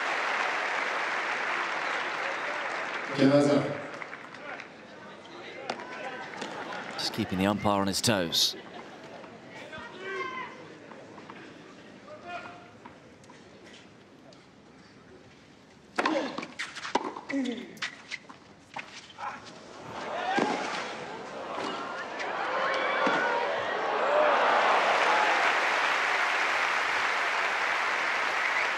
It's Federer who comes out on top of that little tit for tat.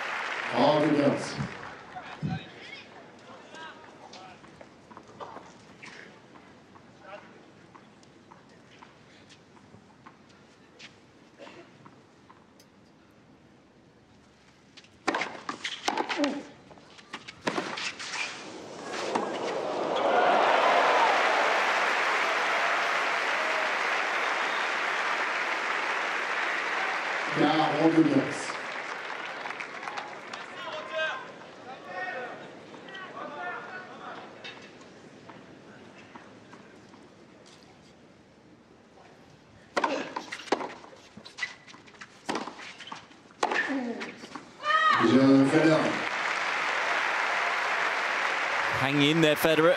Ticks off another service game, reduces the deficit to just the one game once again. Wawrinka leading though, 4-3.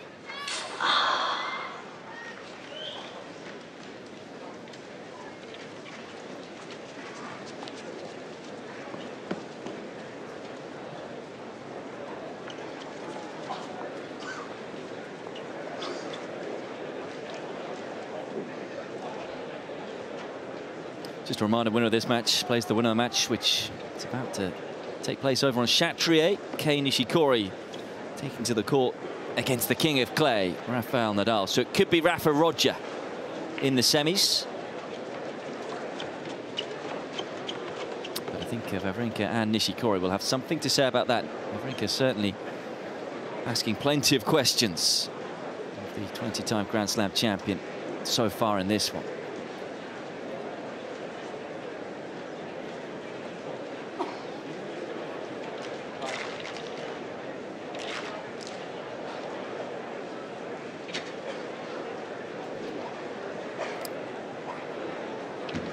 Well, Pete, we thought that if Stan was able to manage the winners to unforced errors, well, they've started to blow out a little on the unforced errors for him, but it's his ability to hit enough winners in the match as well.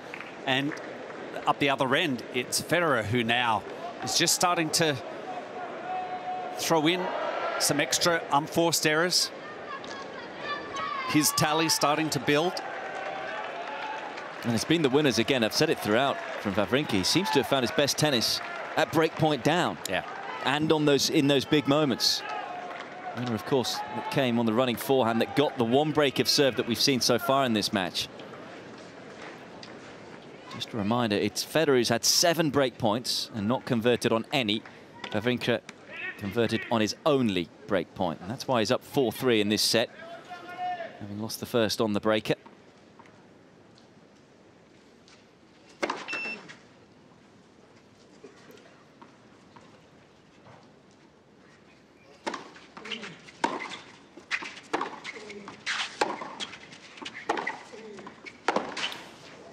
Well, we talked about Wawrinka just seemingly beginning to get on top of these sort of backcourt exchanges. So within that, anything you'd like to see Federer do differently here? Because the momentum feels like it's with Stan. Yeah, it does.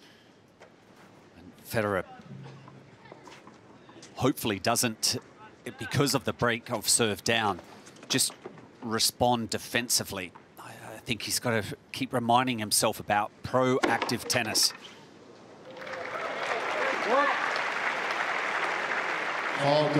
On those break point opportunities that have come and gone, 7 of them, I don't think there's been too many elongated rallies. They've either been snatched away by Stan with a big serve and a huge follow-up. or Federer's just missed the return. Hasn't been able to get the point going. 40-0.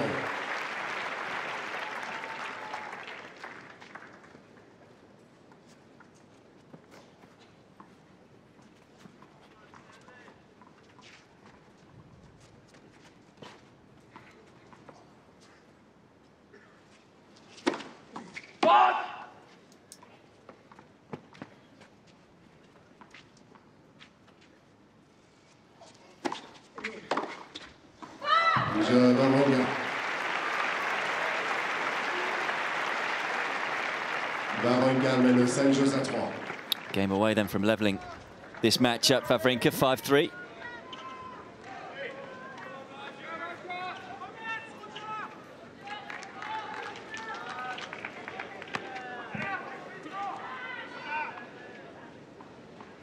Wawrinka upping the ante on the forehand. 9 Ks faster from set 1 to set 2. So maybe that's why we're seeing this drop from Federer. It's actually down to Wawrinka hitting bigger.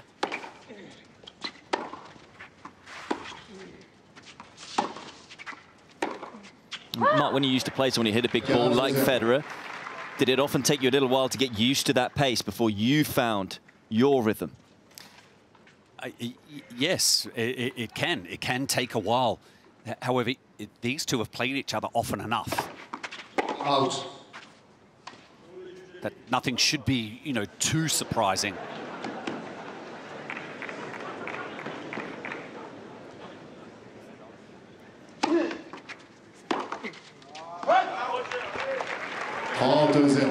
And generally, one would think after Stan has lost that first set, that maybe there would be the dip.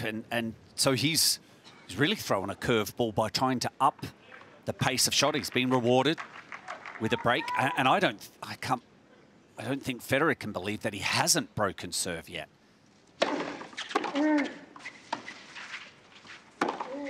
I think we're both saying it at the time. That first service game for Wawrinka of the second set where he had a break point against him.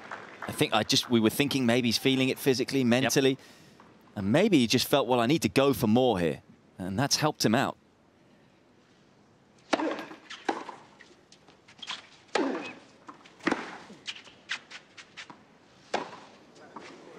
But a nice, comfortable service hold for Federer to give him a bit of momentum. Has to break the Wawrinka serve in the next game to stay in this set. And he's yet to do that in this match.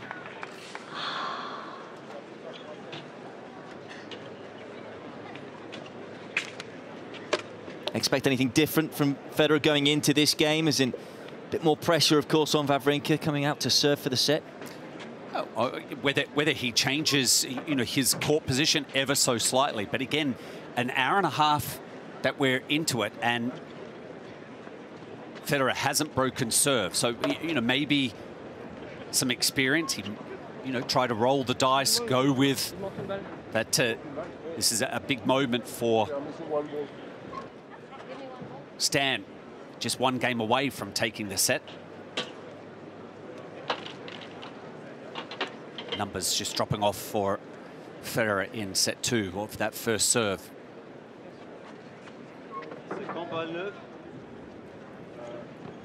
So Giudicelli, the president of the FFT, just taking his spot.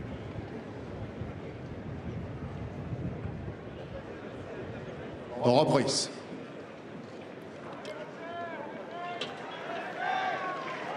Well, he's yet to break Wawrinka's serve, Federer. And if he wants to avoid this match being level, has to do so here. The encouragement from his team.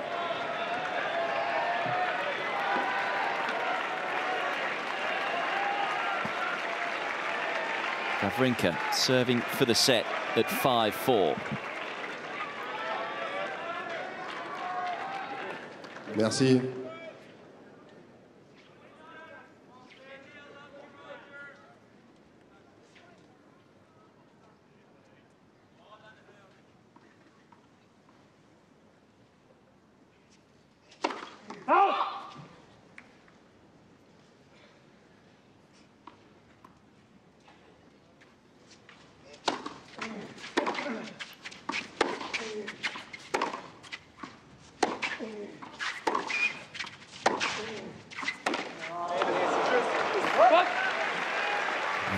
First real signs there from Federer, where he did actually have a little talk to himself.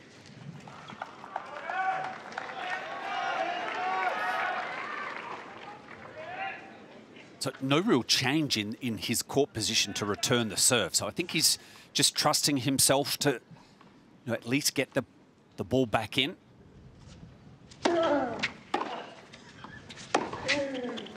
That's clutch play from Wawrinka. And maybe he might refrain from trying to come over the top of the ball, Pete. So he just didn't get enough of the return of serve there to hurt Stan. Stan can take control of the point early, so maybe Federer might just change it up here, just chip a few of the returns back.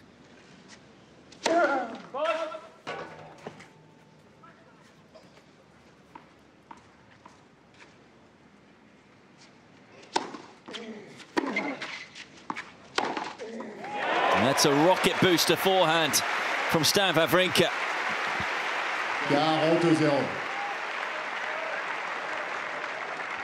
I have to say, at the start of this second set, both of us in the commentary box weren't expecting this scoreline, but it's been some response from the world number 28, who has 3 set points.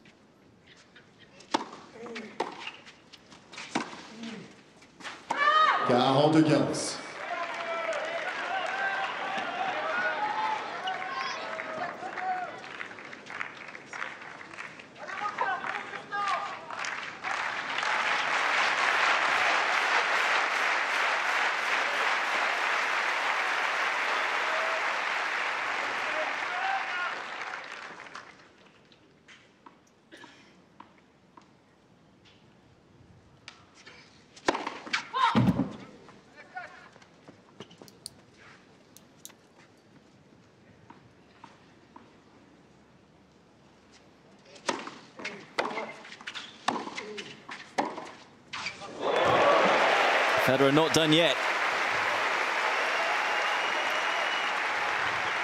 Going into the return. See that he lands inside the court, so he's taking time away from Wawrinka. Third set point for Wawrinka.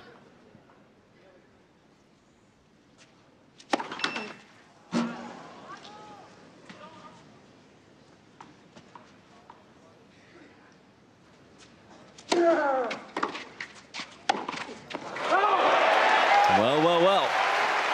And maybe, just maybe, this is the game where Federer breaks. Having had all of those break points, having been down 40-love in this game, wouldn't it be ironic if this is where he finally gets the better of Stan the man on Wawrinka's serve?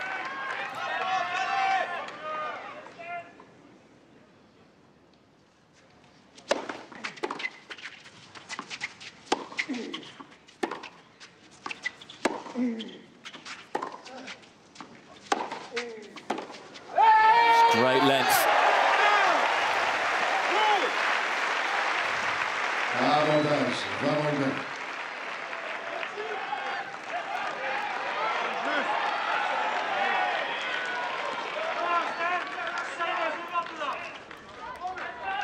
The emotion just flooding out of Wawrinka there. Fourth set point.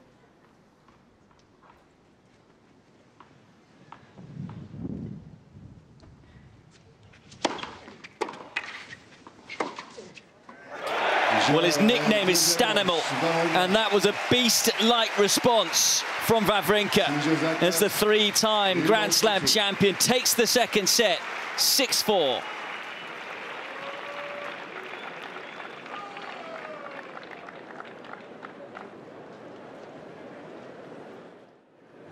That was a monumental effort, really, from Wawrinka when you consider what happened against Tsitsipas, that 5-hour marathon, to be a set down, be break points down. But now this match in the balance.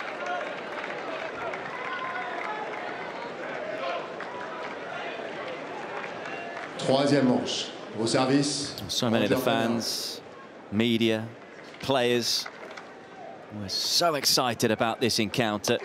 And it's lived up to the hype so far. In the balance, one set apiece.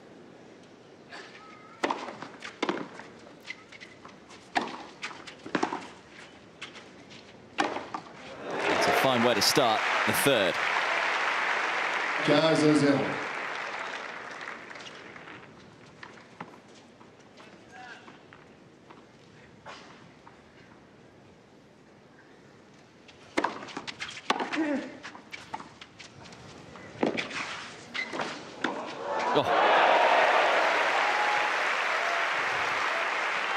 The sharpness is still there, Wawrinka.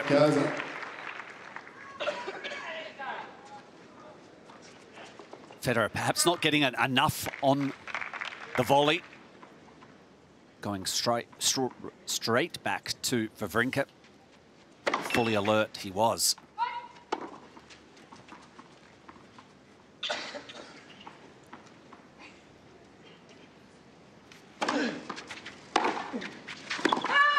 All goes.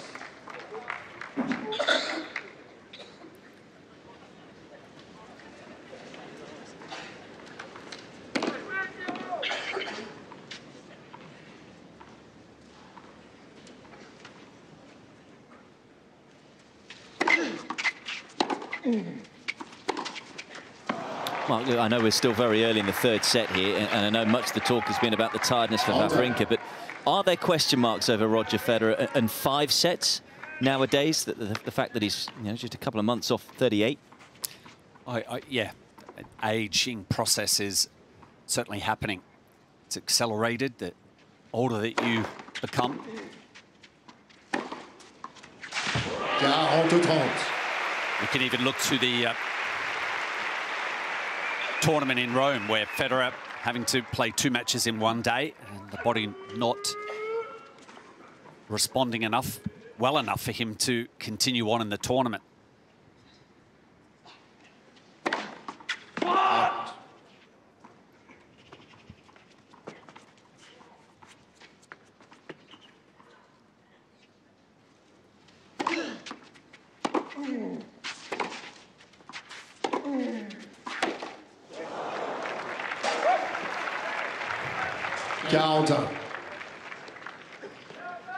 Just a little slow to react there, Federer. And he shouldn't be fatigued, Pete. You know, up Roger's end of the court, it's only an hour and 40, but I think he's more or less surprised that Wawrinka's level has not dropped. Avantage, Federer.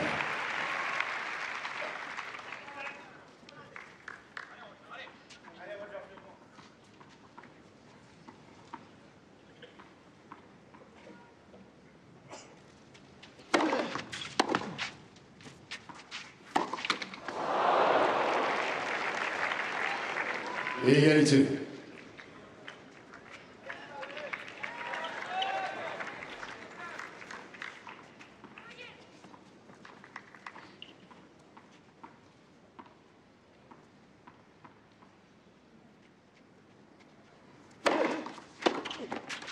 Avantage, Federer.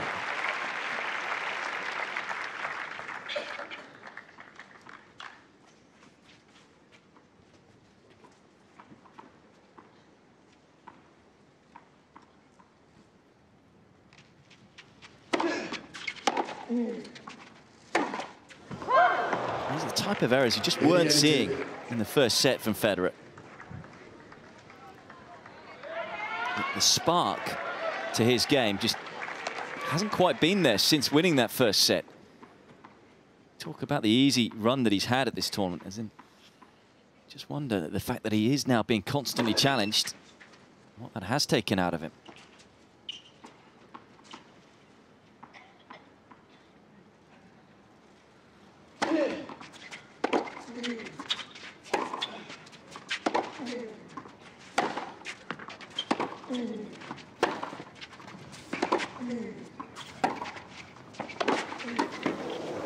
Oh.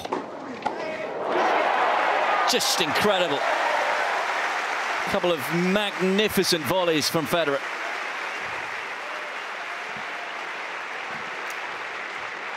Yeah, the approach down the middle, and he got a little lucky with the first one. Reflex on the high backhand volley.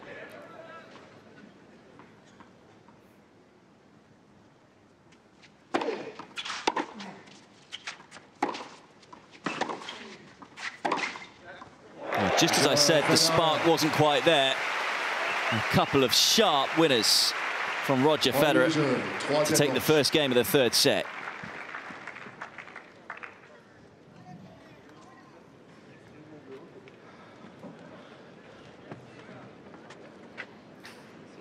And he even seems rattled now, Federer. Just a different look on his face. And slowly, the serve. They're still pretty good numbers, though, Pete, for Federer. That's focus on his side of the column there. But they're starting to just lower a fraction. He didn't.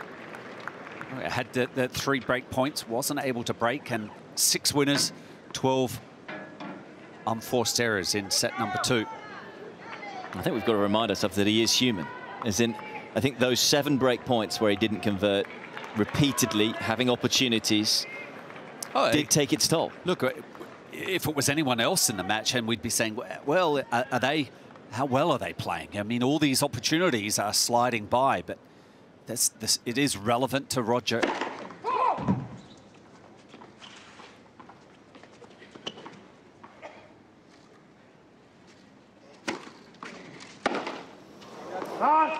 The first set, I felt like he was confident with his game plan, what he needed to do.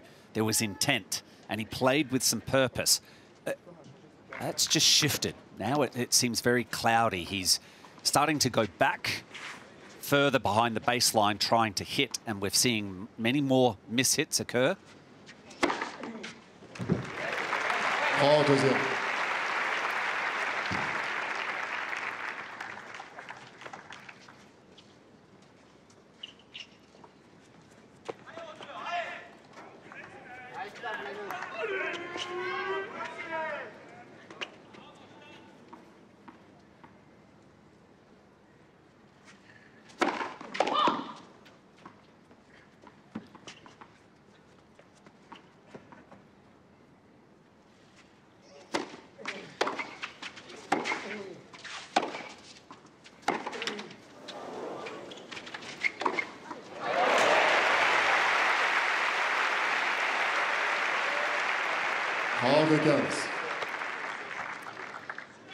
So, look, the net cord there, that might have been a winner if it hadn't sat up like that. But Federer at least goes forward, goes to the ball. Doesn't wait for it to come to him. I've seen that a few times that have helped contribute to misses.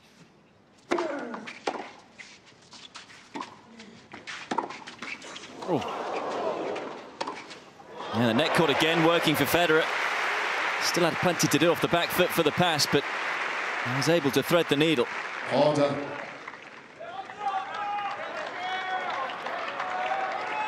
And in a scenario like that, if you get Stan against Roger, where he has to chip the backhand and move forward, I think I'm going to put my money on Federer's chances to win the point.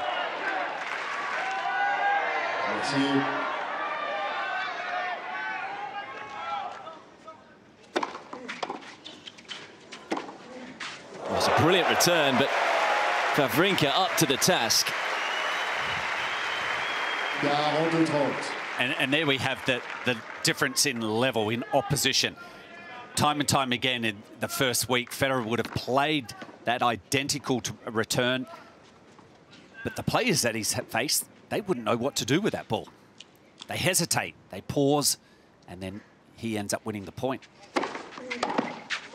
And actually that backhand return was a shot that he hit time and time again on his way to winning Miami. Really effective shot against the likes of Medvedev, Anderson, Shapovalov and Isner in the final. It's an intentional shot, but Wawrinka, as you were saying just there, is a different type of beast. Having beaten Federer on numerous occasions before, 3 in total, all on clay, he knows what to do and what to expect against the former world number 1.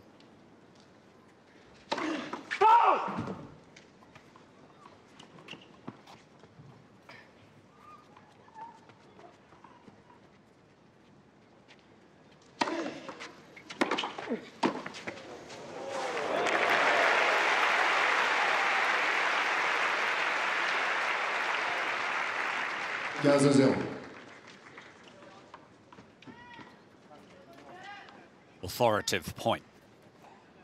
I think that's he's got to just roll the dice, go with that type of play. 32-0.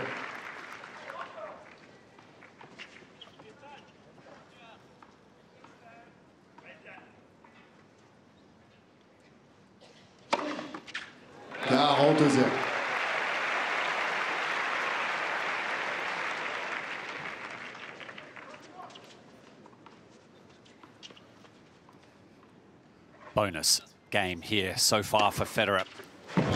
Cleans it up without losing a point. That might steady the ship.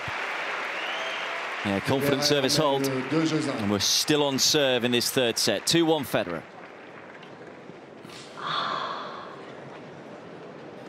Talking of serves, well, this has been really the story of the match so far, hasn't it? The breakpoint conversion rate. And as you can see in the tournament so far, Wawrinka, this is the breakpoint conversion rate, 36%. But today he's taken his only point that he's been able to create with regards to the breakpoint. As for Federer, 49% breakpoint conversion rate throughout the tournament, 0 today. He's had 7 breakpoints and not 1-1.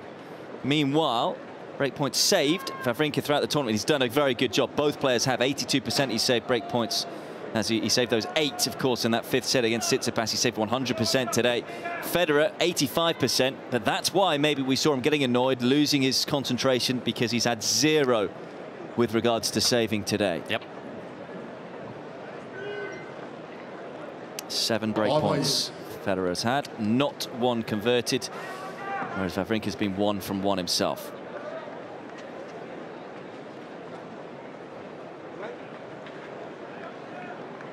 We were just looking at the sit down there, Mark, with regards to breakpoints converted and saved throughout the whole of the tournament, and of course that's been the big story today.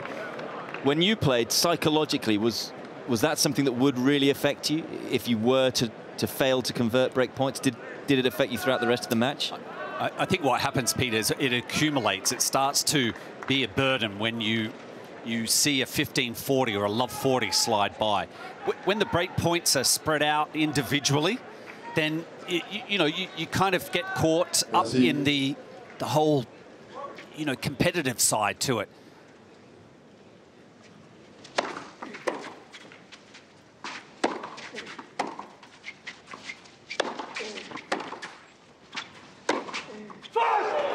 And interestingly, with Rafa Nadal, when he had his struggles in 2015, 2016, those were the numbers that were his biggest struggles. His forehand speed and spin wasn't actually that different. Lots of people kept analysing that. But it was actually the breakpoint converted and breakpoint saves that he really dropped off on, which tells you psychologically where he was. It was about confidence, not really about technique or anything tactically.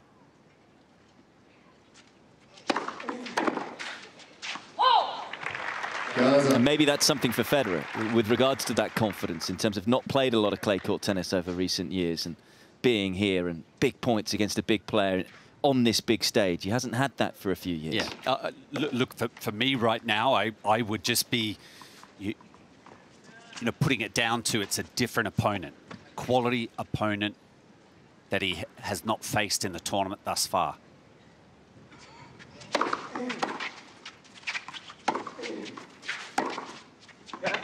It's a beauty of a backhand from Federer.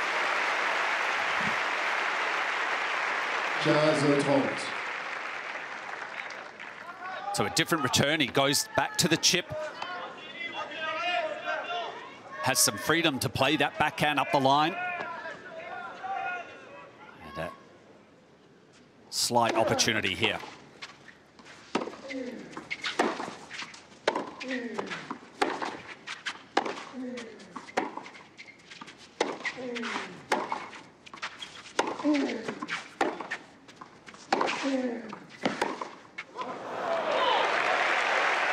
All time.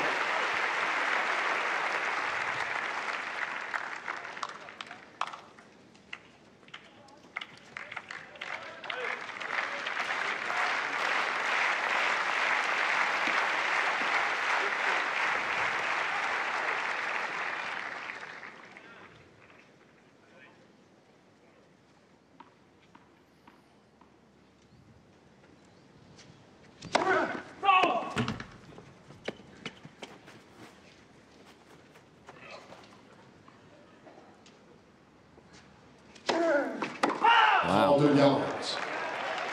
He's clearly decided to go for his second serve today, Wawrinka, which is understandable when you've got this man looking to take the second serve early. And that's a 5th double fault for Wawrinka, and it could be a costly one. 8th break point for Federer, and a first this set. But again, when he needs it most, finds a first serve.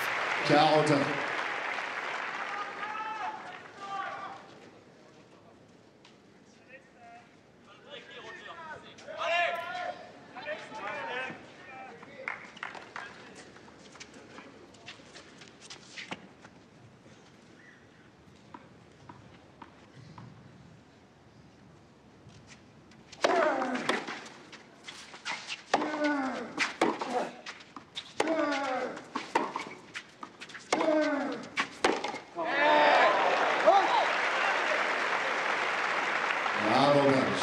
Wawrinka.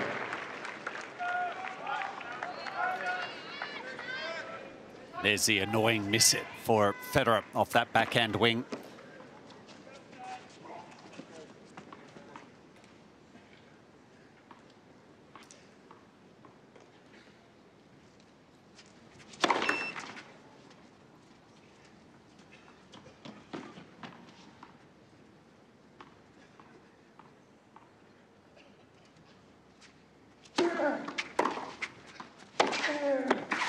Right into the corner.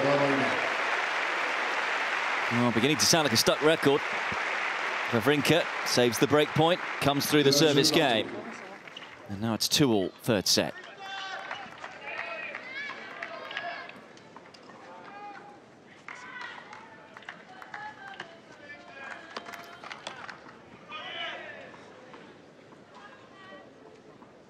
Well timed, right out the top of the racket there. Enough rotation for it to land on the line. 0-4. He has got an amazing Grand Slam record, Wawrinka, when you consider he's only won 1 Masters title, 3 Grand Slam titles to his name. From the US Open 2013 through to Wimbledon 2017, so that was just before the injury. He was able to make the quarterfinal at least or better in every single slam except 3 of them. That's how consistent he was in the majors.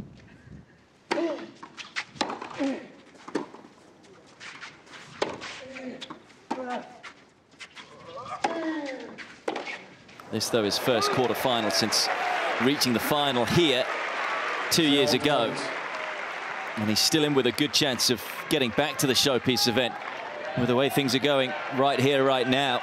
Another opportunity on the Federer serve.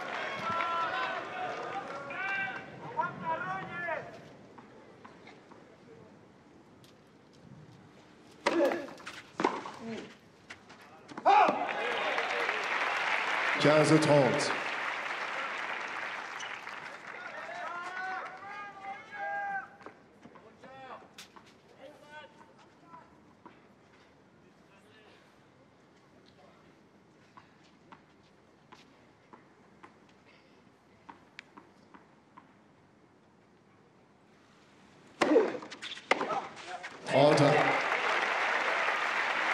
Couple of timely first serves.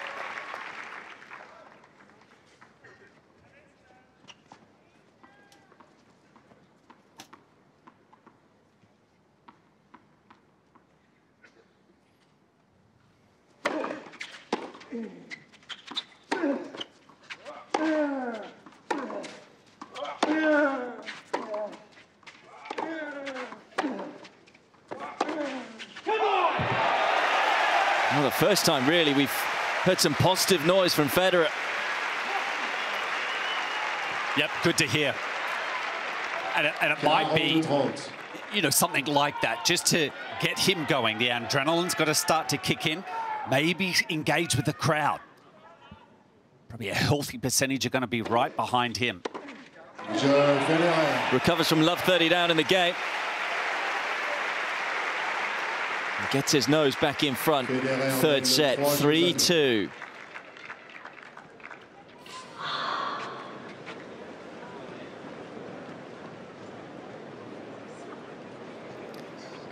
A nice comeback there by Federer. And Peter, you know, he's got to remind himself, who's the champion here? Not to say that Stan's not, but, you know, he's got to take on board that belief, that status. Maybe get into Stan's face a little. A few come-ons and fist pumps and engage the crowd to invite them onto his side of the court. Try to disrupt Wawrinka. At the moment, Federer's leveled the playing field. Well, to quote Stan Wawrinka, he's way better than me.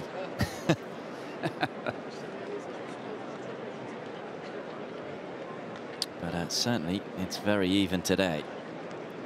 Reprise.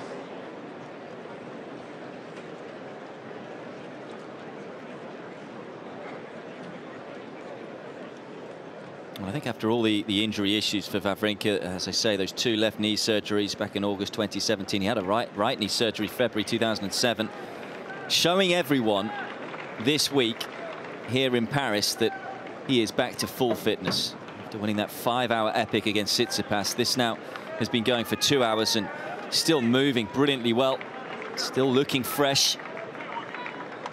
I say looking fresh, doesn't always look that fresh, Wawrinka, but Merci. he is dialed in. And this match right in the balance. There's Wawrinka serving 2-3 in the third.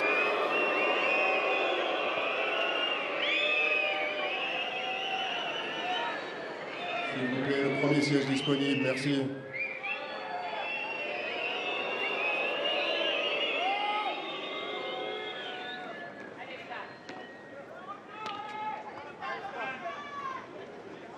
Merci.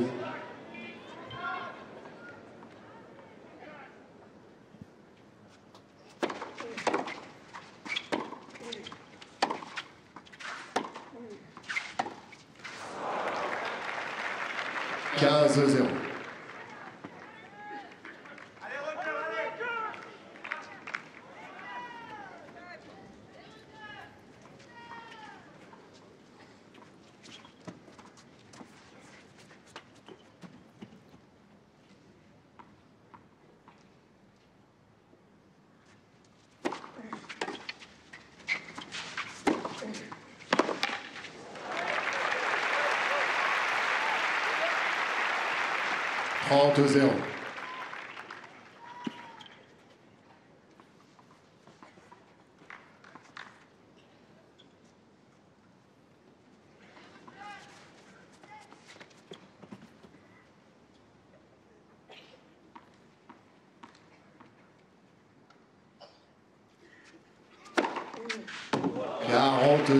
Seventh ace for Wawrinka.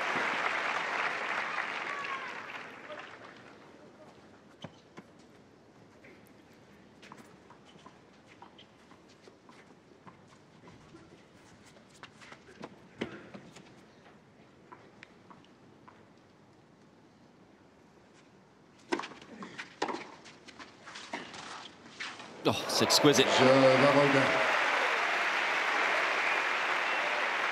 And a rare love service hold for Wawrinka.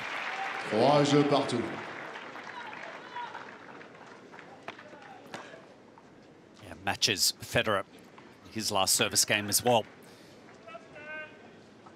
Holding it with ease to love. I just feel like that more times that Wawrinka can enjoy those types of games with the scoreboard. There's more pressure on Federer's shoulders right now. I mean, the first set on balance could have been won comfortably by Federer because he was the one holding serve where he was barely dropping a point in the entire set. It's very, very different right now. It's Wawrinka who's creating more of the opportunities as he hits that stunner. And now it's Wawrinka getting the crowd going too. 0-30. Made it look easy, but the contact point was above shoulder height there for the world number 28.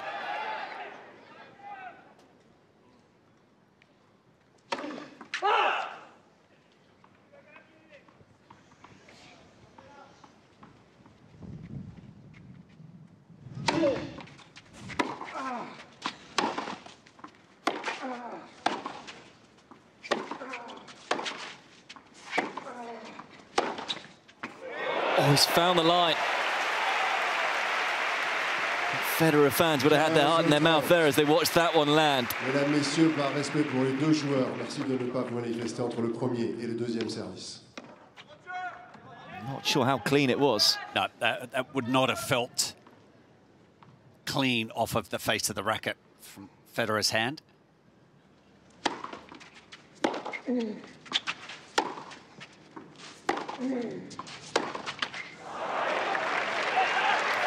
Well, all the way through this match, we've been asking, what does Stan have in the tank? But now that question is going in the direction of Roger Federer. That was a tired-looking backhand. And it's 2 break points for the 3-time Grand Slam champion.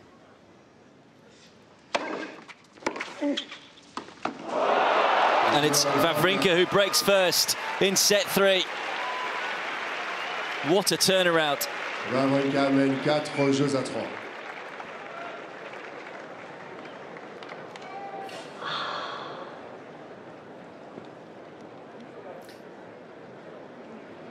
Wow, the uncertainty in Federer. Raising its head there in that last point. No real conviction on the volley. Slight hesitation. It's amazing, really, isn't it, Mark? Because first set, he looked so good. We were seeing him serving and volleying. He was clinical when he was doing it. He was doing everything with such confidence, with such vim and verve. And that game there was almost the polar opposite. Yeah. Yeah, he's... the doubt has arrived, and that's what we talk about. Has there been enough tennis, you know, under his belt heading into this year's tournament on these courts?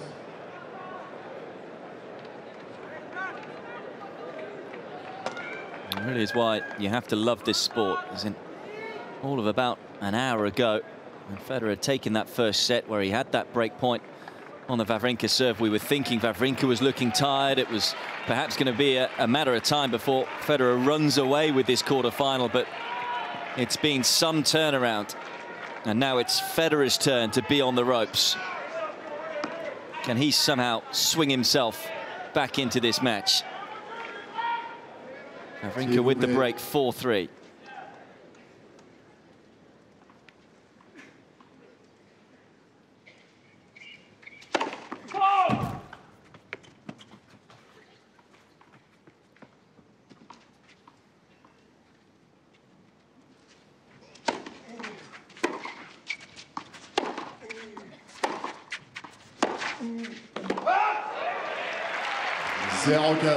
And Pete, we've got to give a lot of credit to Wawrinka as well. The way that he's, you know, playing his tennis. Emotionally, there hasn't been, you know, too many drops at all. There hasn't been a drop at all. Given the amount of matches that he has been out on court. Sorry, the playing time. 5 more hours than Federer. 12 hours coming into this match.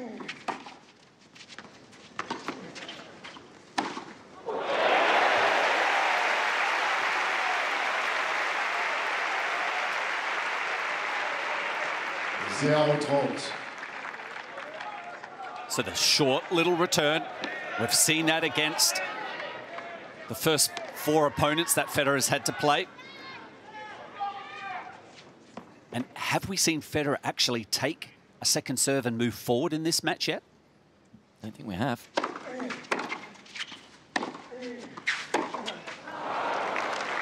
Every time he seems to get into a position where you think maybe this is the game, along comes the unforced error. Shake of the head from Federer. Unable to see it. That was just at the near side as we're watching.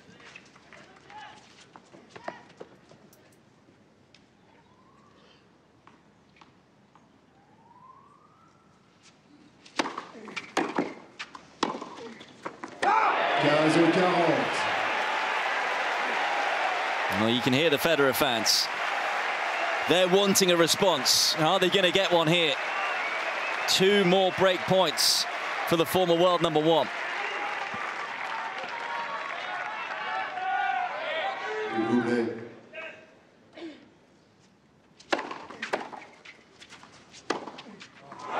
He's missed it. And finally, Roger Federer converts a break point. And it's 4-all. And he didn't really have to do a whole lot except get the ball back in there. Just jagged the return, put it into that mid-court position, and it was Wawrinka who blinked. And Federer must have just been thinking, where was that in the previous 8 break points?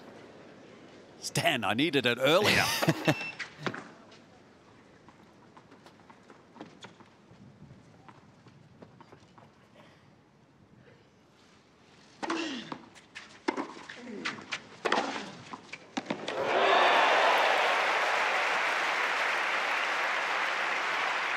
And this match fascinatingly meandering one way then the other.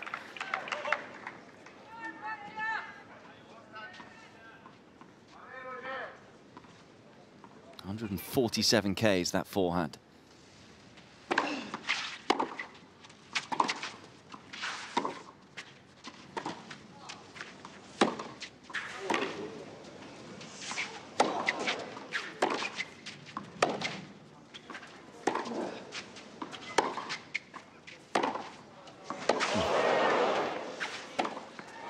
Oh, it's a shame.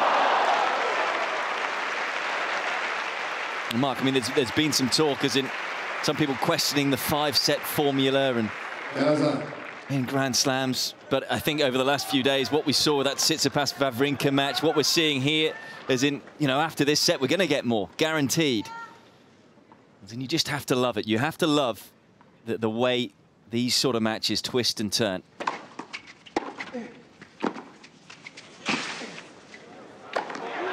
Oh, yeah, the dodging and weaving over a 5-set match. And again, after losing the first set for Wawrinka, there was no real sign, visual sign, that he was out of this match. He's worked his way back in.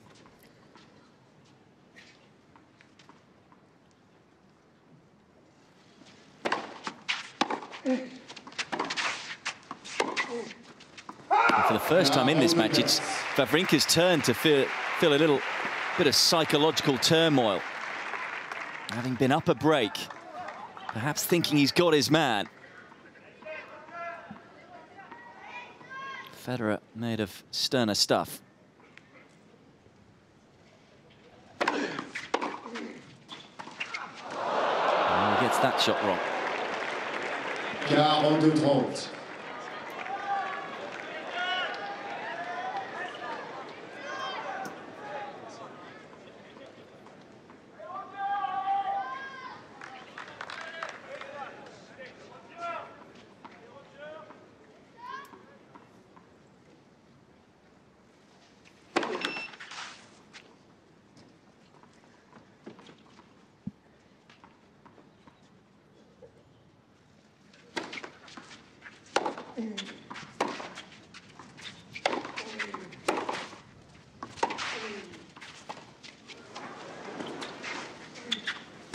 He's got him lured into the trap.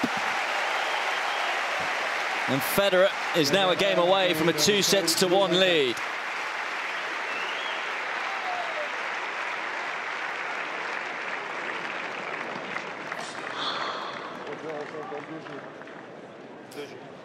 And so the conducting returns up Federer's end of the game. The backhand drop shot, it's all played with a purpose to draw Wawrinka in.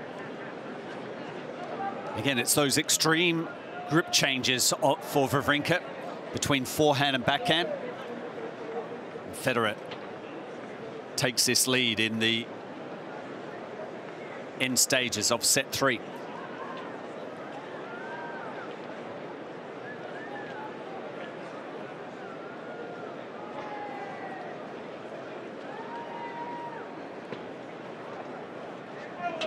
Backhand passing shot of Federer ripped cross court.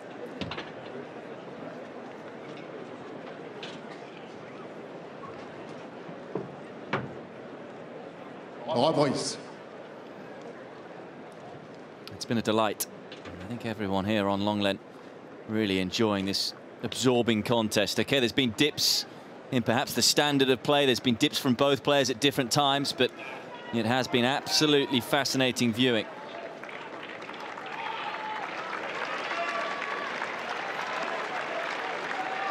And Wawrinka, just a few moments ago, may well have been thinking, I'm in control now of this match. Now he's coming out to serve to stay in the set.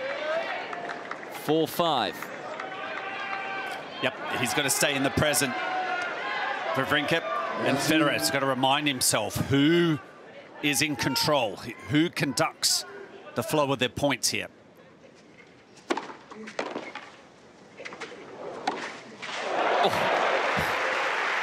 He got lucky with the return. Wawrinka probably hitting that forehand a little tighter to the line than he was aiming for, but still found the court.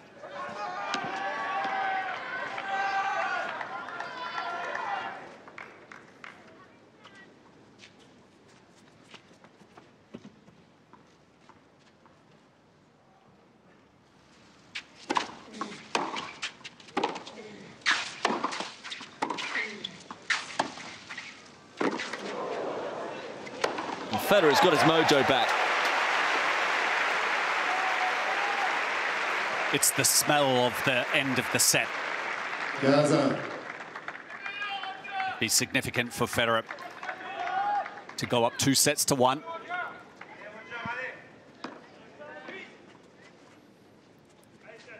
Is there a better slice backhand in the game?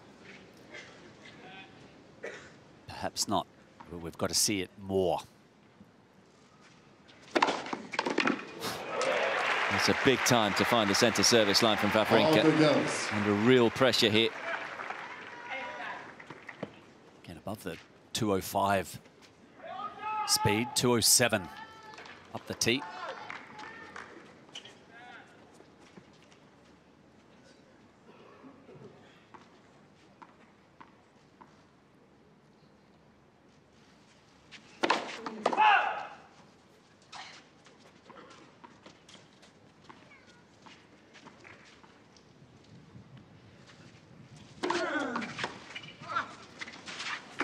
Oh, I just don't think Wawrinka was expecting it on such a big point. Did that come out of the middle of the racket for Federer? Because it's Federer, I'll say yes. Oh, yeah, it looked like it came out the middle. Sort of thing in playing junior tennis when I was younger, I'd get told off for hitting the drop shot off a service return. But Federer has made it an art.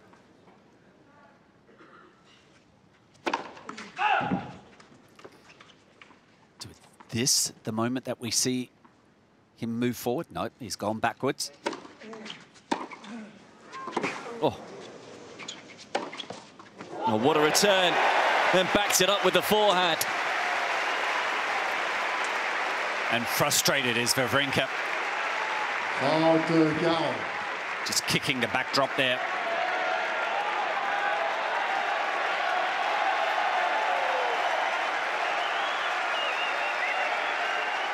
Well, it's going to take a healthy first serve for Wawrinka.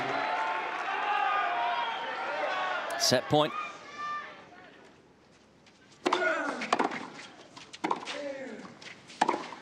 No. Had the chance.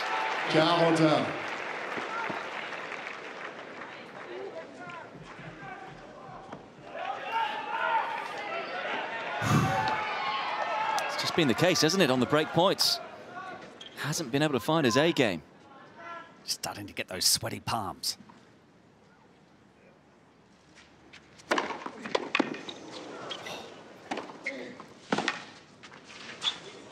Oh my! Well, what a misjudgment from Wawrinka, but you have to say that was an incredible return from Federer, who steals the point. The other day we saw Benoit Paire just launch himself. Federer, identical. Just wonder whether Wawrinka could have reached it. Either way, second set point for the world number 3.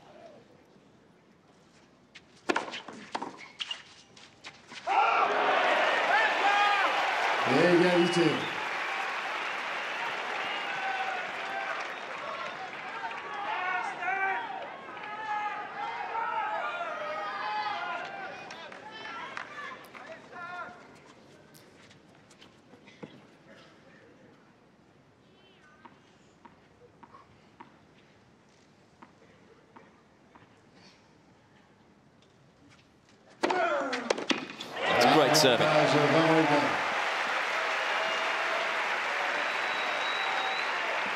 Nod of approval from Magnus Norman. Well, the way he's played these few points and each time on the break point is showing a man who's confident, played a number of matches, tight matches.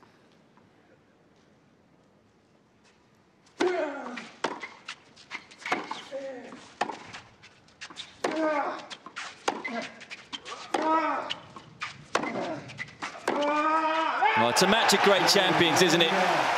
So often when a set gets tight, a player falls away, but both of these two stepping up to the plate. And another fabulous winner from Stan Wawrinka makes it 5-all. He fancies himself in these rallies right here. The yell that he lets out after making this one. There we go.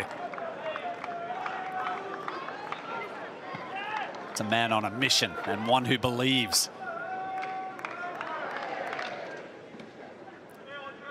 Two set points come and go for Federer. Can he reset himself again?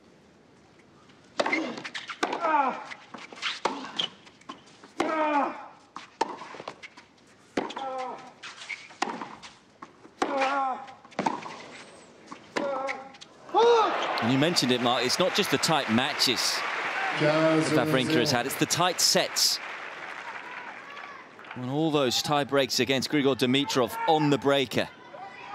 Tsitsipas 7-6, 5-7, 6-4, 3-6, 8-6.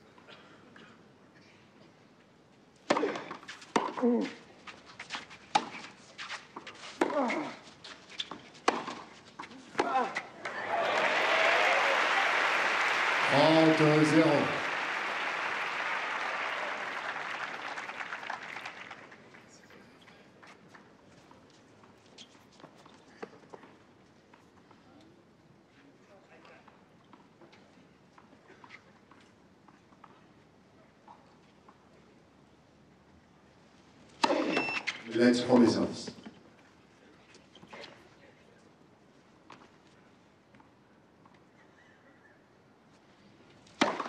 Let's promise us.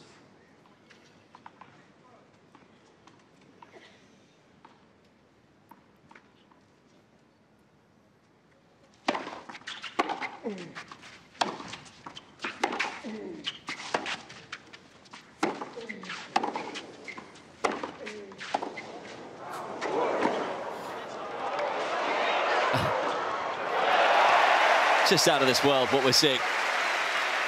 He's inspired right now, fending off those set points in the previous game.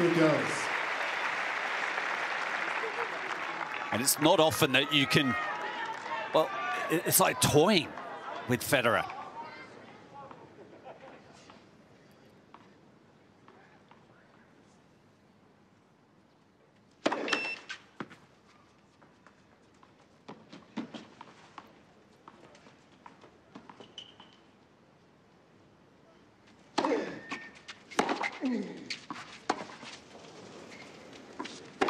Yeah, a bit of a miscalculation there from Federer. Wanted the forehand, but just don't think there was enough space. All done.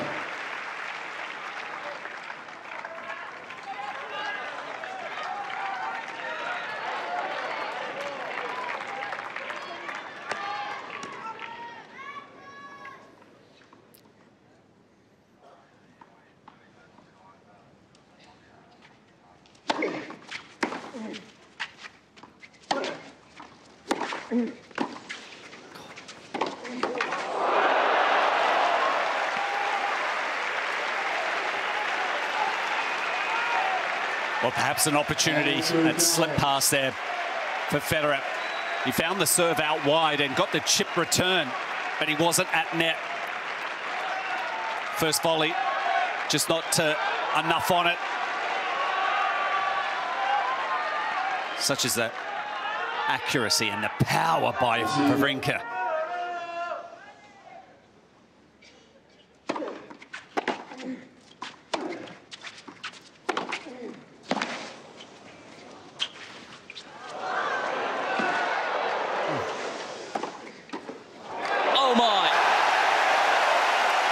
That's the way you save a break point.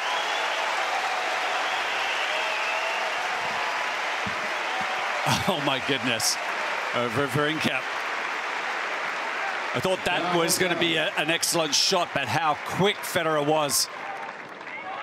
Just hanging in there by a thread again.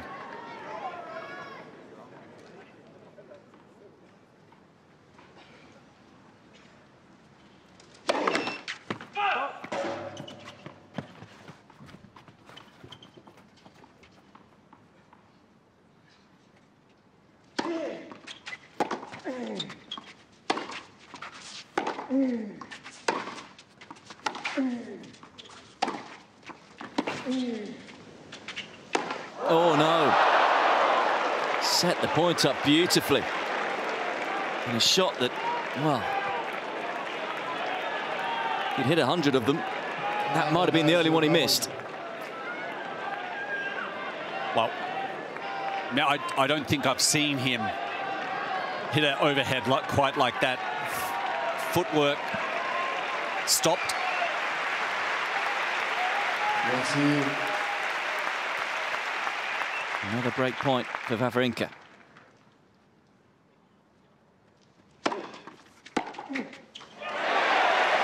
This time it's Federer's turn to survive. It's not out of the woods yet, though, in this game. Maybe that was why we saw the smash miss, the windy conditions.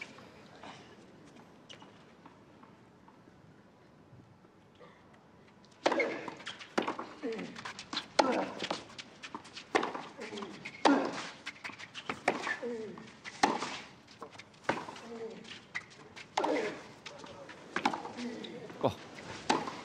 I have to say, though, Mark, I mean, the type of tennis we're seeing, it's like it's not windy conditions because they're both playing such good stuff. Yeah, they are. They have a tremendous control. They're just hitting through. Wawrinka is just pounding.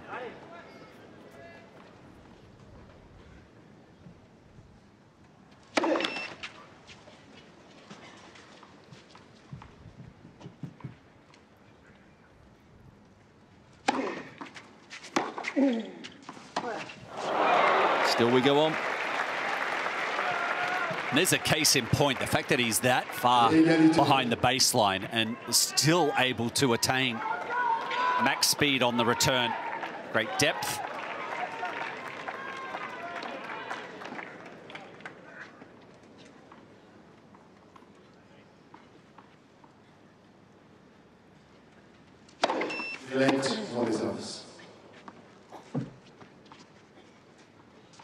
Still not seeing a lot of Federer trying to serve out wide. And I think this court, we've spoken about it before, just a fraction slower here on Susan Longlong.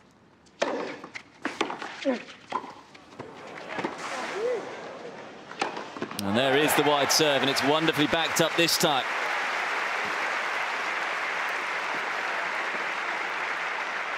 Avantage Federer.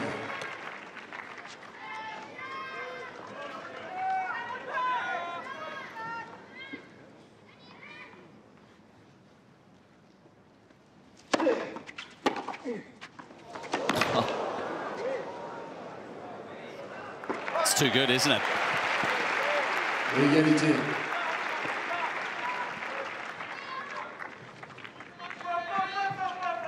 Right at the base of this court is Wawrinka.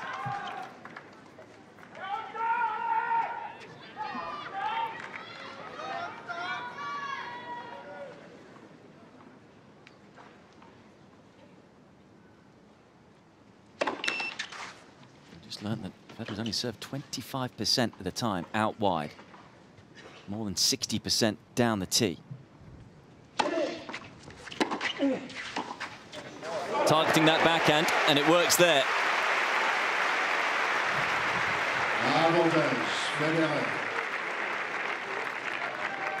Well, a lot more topspin on that serve. Extra quality, and he committed to getting down for this volley. The head's over the top of the racket, head as well. Very tidy.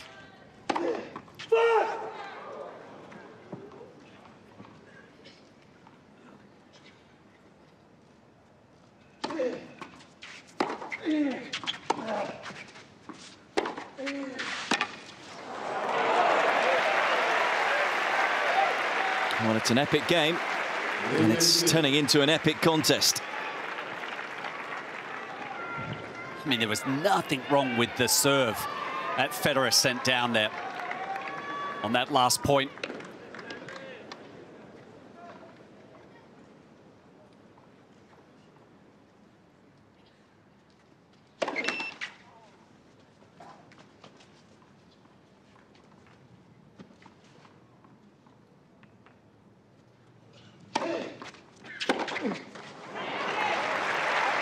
Avantage, Federer.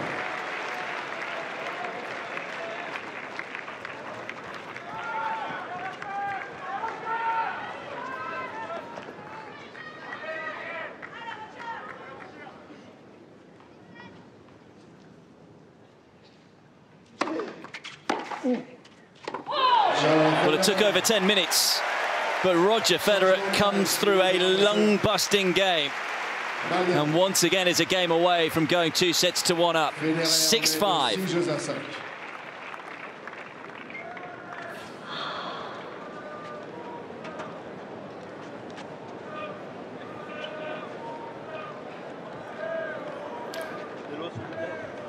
Well, some signs there in that game that Federer was not prepared to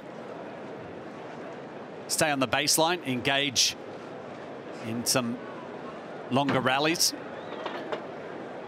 coming forward a lot more often in that previous game. And, you know, Pete, you've got to be prepared as well to, if you're going to go with those tactics, you've got to be prepared to come up short.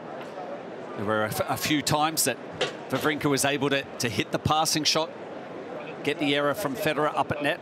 But I think that type of tennis, a lot more positivity, maybe a future for Roger in this third set.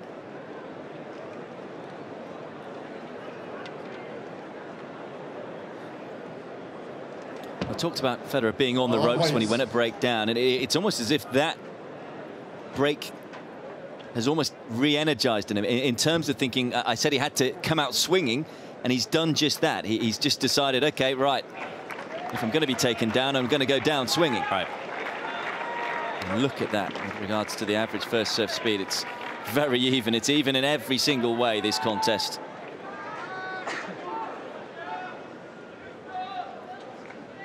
Federer has actually won 9 more points than his opponent, but much as that is down to what happened in the first set, where he was holding serve to love time and time again. And of course, he has won 1 more game. Wawrinka hoping to take this third set into a second tiebreaker. 5-6.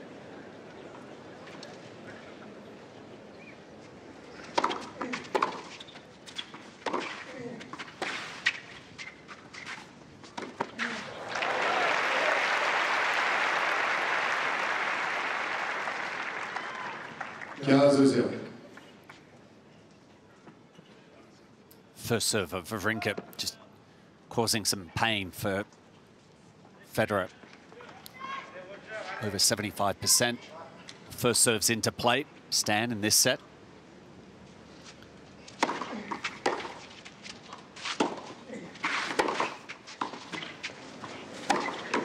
Didn't get that first volley right at all. Not quite as secure when he has to move forward.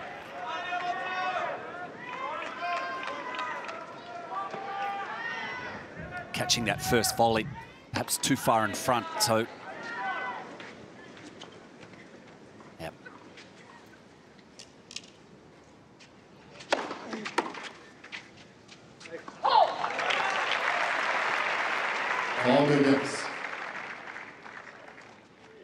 Almost feels like eons ago that Federer had 2 set points in this set.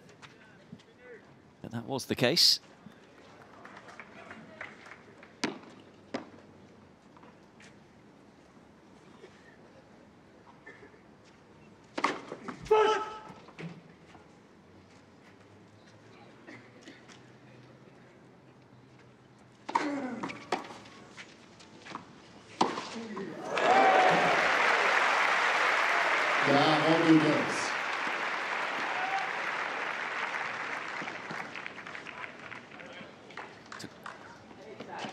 serve was too strong. Too much on it, and Federer not able to keep that ball low. That is a missile. Has he played a 5-hour match before this one? Looks fresh as a daisy. The power is just repetitive. And that will also give Wawrinka a bit of momentum to take into this tiebreaker. If you remember in the first set, that went to the 7-point shootout. Federer held to love going into it. And now you feel really the pendulum perhaps slightly with Wawrinka going into this one.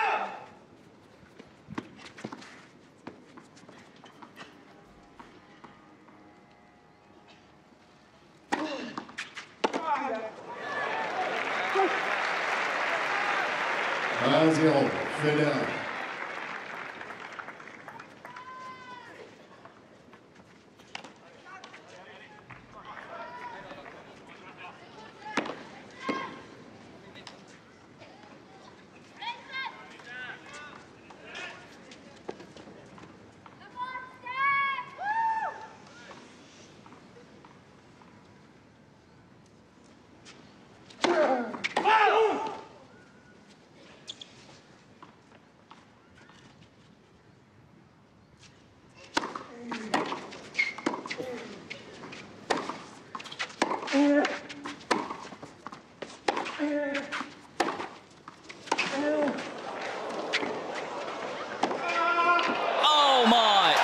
Well, that rally almost encapsulating this match, swinging one way, then the other, as Federer pulls off another astonishing volley. Well, it began with the return.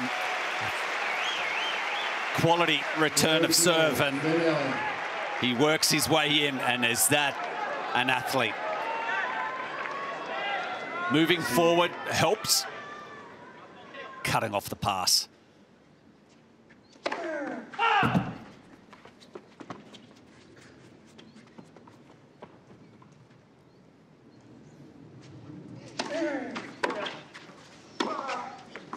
Oh. And the margin's so fine. It's an excellent return again from Federer, but Wawrinka stands up to it and finds the line with a forehand. 83 millimeters in.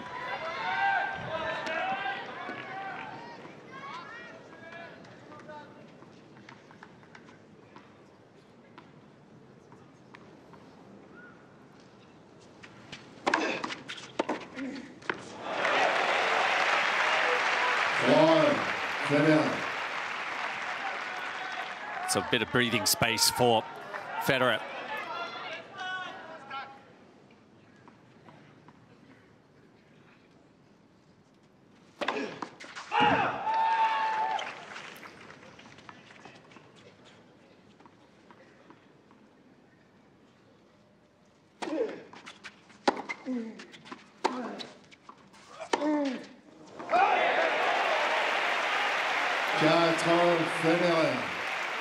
And extends out. So it's the time now, Federer, just to reinforce, trying to play proactive tennis. Much more daylight and reward if he tries to get forward.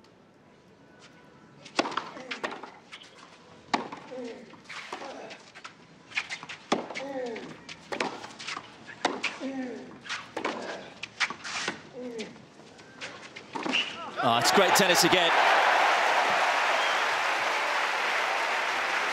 And I think we're learning, at the age of 37, to never count Roger Federer out. Never discount great champions, that I've learned. But a bit of an odd response by Stan here. This particular shot, it's almost like he just cuts out of the point. Poorly executed, and that it invites Federer. I wouldn't want Roger coming at me at net, not at this juncture.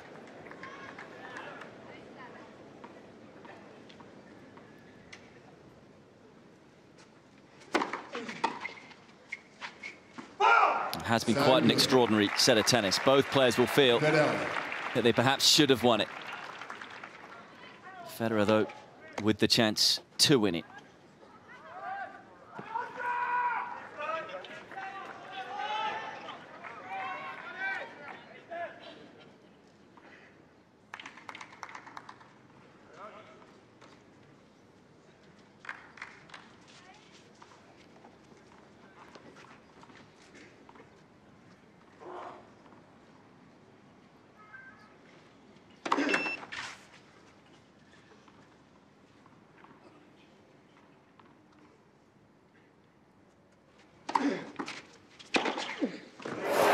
Wawrinka's not done yet.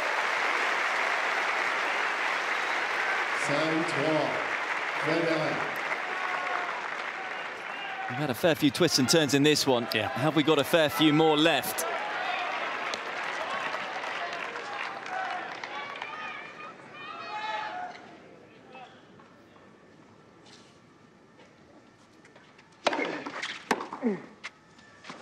What a time to find a first serve.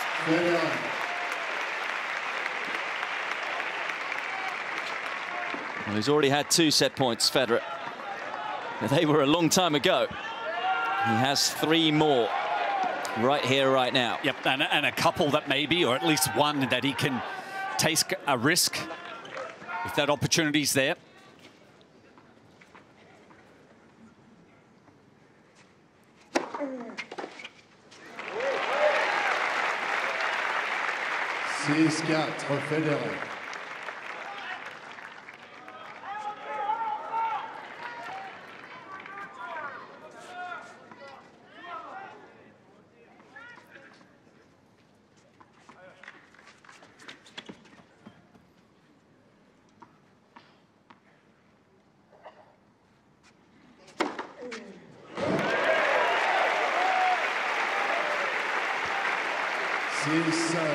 Federer. And that just puts the pressure on Roger Federer once again. That's now 4 set points saved. Will it be lucky number 5 for the world number 3?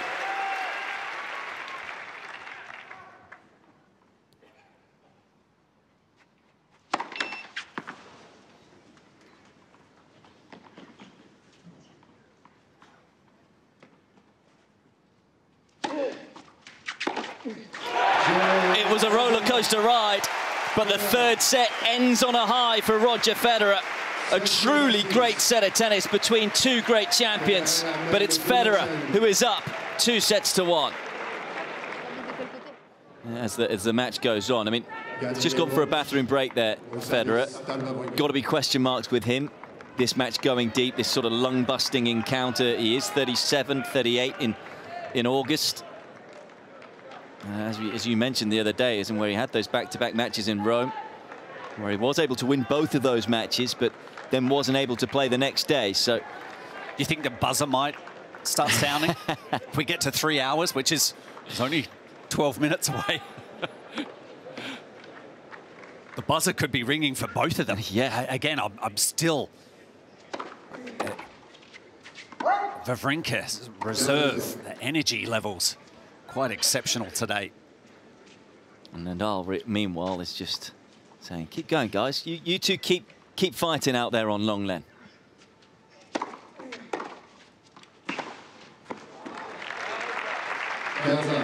And with regards to that possible semi-final, whoever comes through this, I mean, has Federer got to do this in 4 if he's got any chance against Nadal?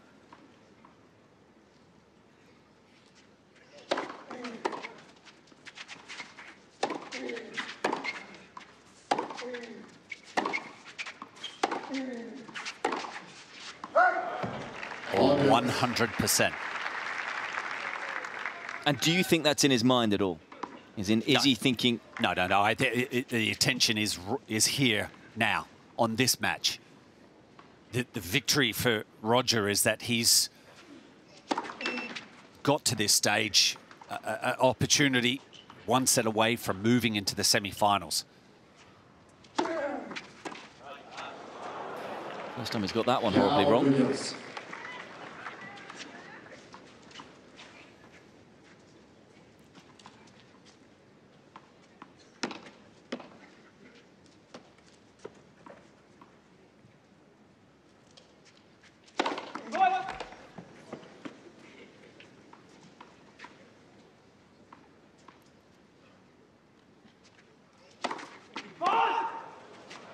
40 ou 30.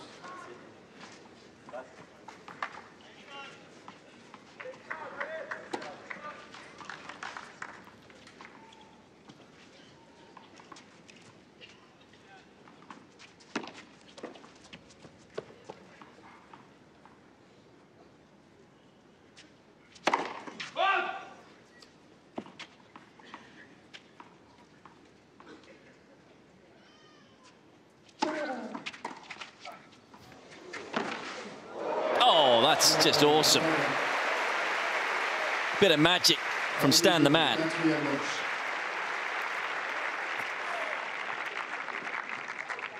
That is class. Fantastic balance as he got up to that. Found the open court. And, you know, better serving numbers for Wawrinka as opposed to Federer. Yet the third set, as close as it was, goes the number 3 seed's way.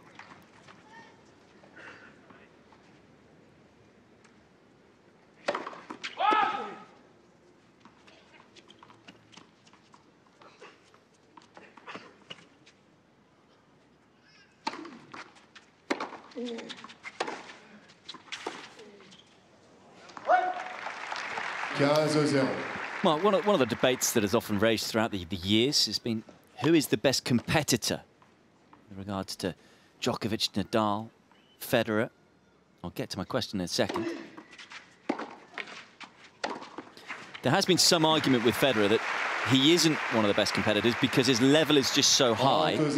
So it's actually his tennis that sort of carries him through those big moments. Where do you sit on that debate?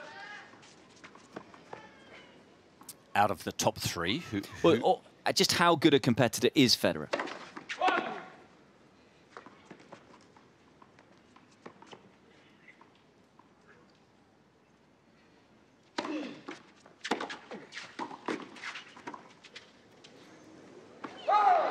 Not sure how to respond to it. So you're making a difference between competing and standard? Possibly, yes. In terms of that sort of in the big moments.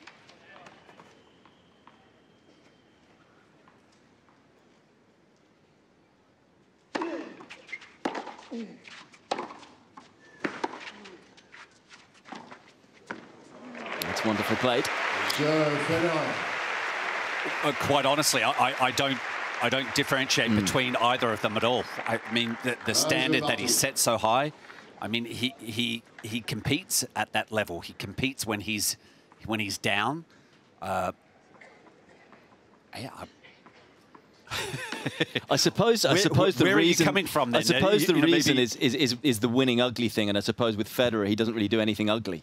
So that's probably why many people, when they say who's the best competitor, many go for Novak and Rafa. But is he up there with those two with regards to the best ever competitor? Well, as far as competing, for me, it's Rafa would hold the edge there, you know, full stop. But the way that he can bully people from the baseline, you know, the tennis isn't pretty. But it's really hard for me to even talk about a difference with the 3 of them. Gaza.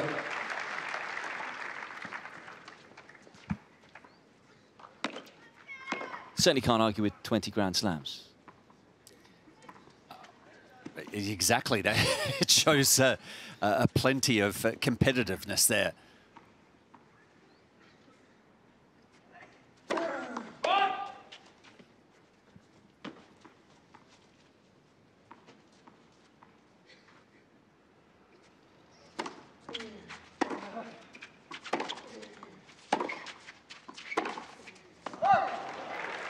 And these are big moments right now for Wawrinka.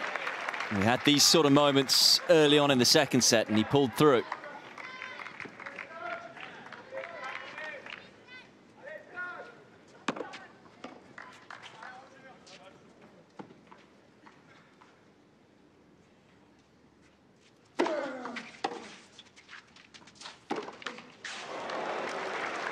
Will he pull through this time, though?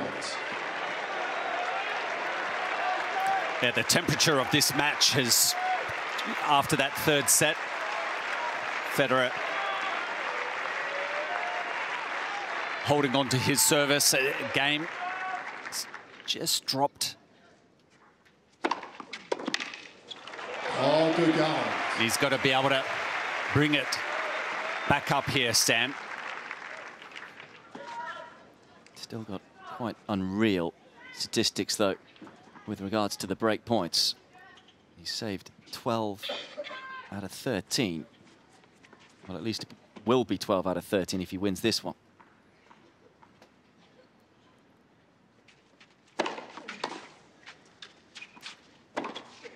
Which he does.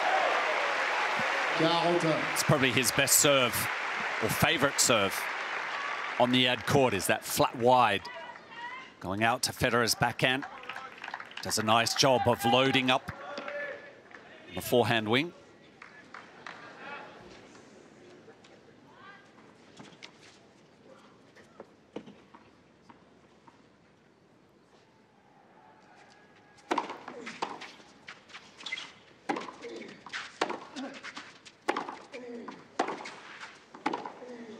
Oh, that's a fabulous shot from Stan Wawrinka on the half volley.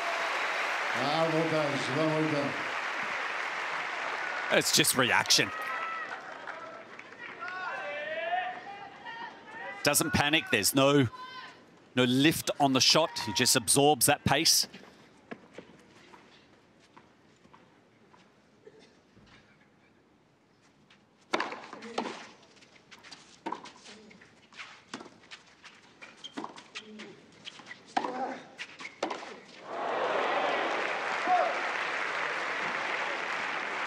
Égalité.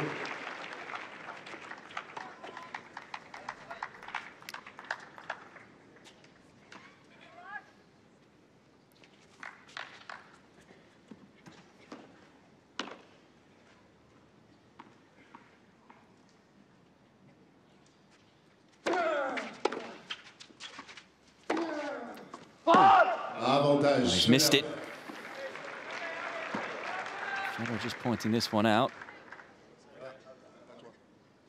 Of course, good friends, these two, so Wawrinka happy with Federer's call.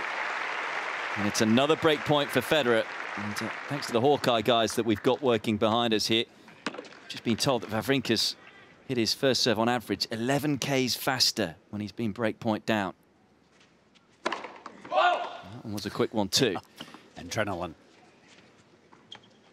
starts to flood his veins on those bigger points.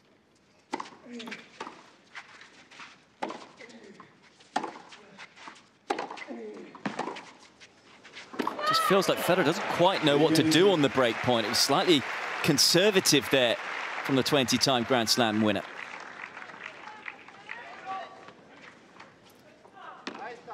One from 14 now on the break points.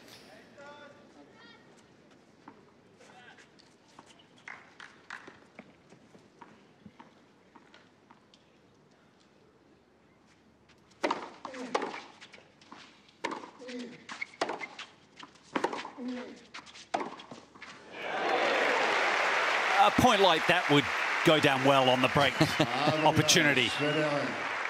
It's amazing, though, isn't it, the contrast? Because the previous point, he had the chance to step in, decided to slice the backhand, and here, when he does, more often than not, he's won the point. Footwork a little more alert there.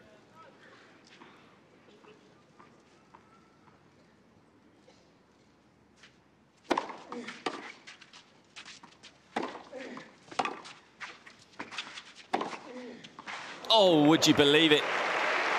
Plumb on the line. Égalité.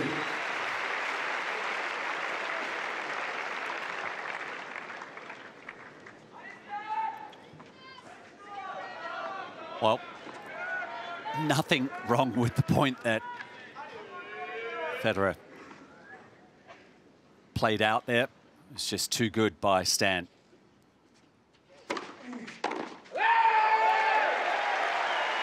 Avantage. Wawrinka.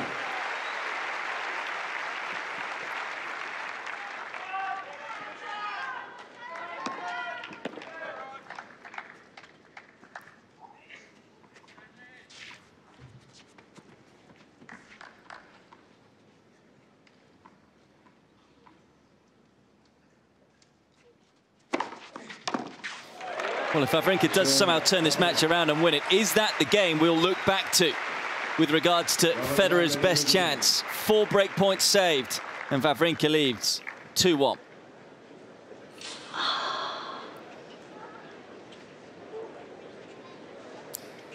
And just walking such a fine line in that particular game. Wawrinka, a couple of times, having to save those bigger points, kissing the line with the serve and the forehand in particular, right in the corner.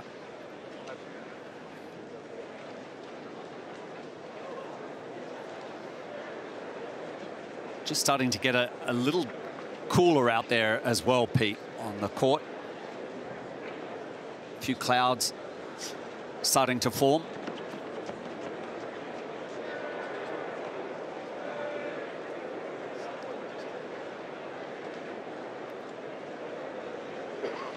An array of break points all through each of the sets so far for Federer.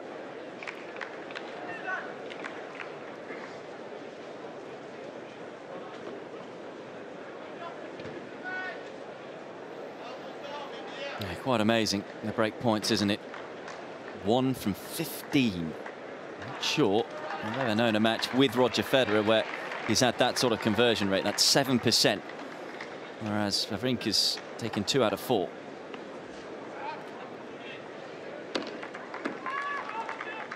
And we saw a couple of twists and turns in set 3. And we're going to see one here. Federer needs to put behind him what just went before with regards to that missed opportunity in the previous game. Serves like that will help.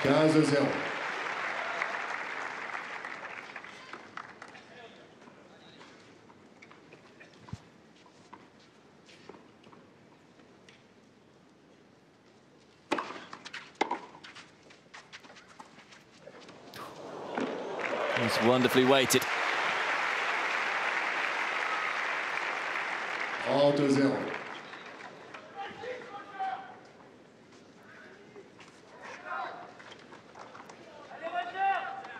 Yeah, a lot of time for Roger. A few different options to play that point out. Oh, how about that? Is that in the coaching manual? It is in Federer's book.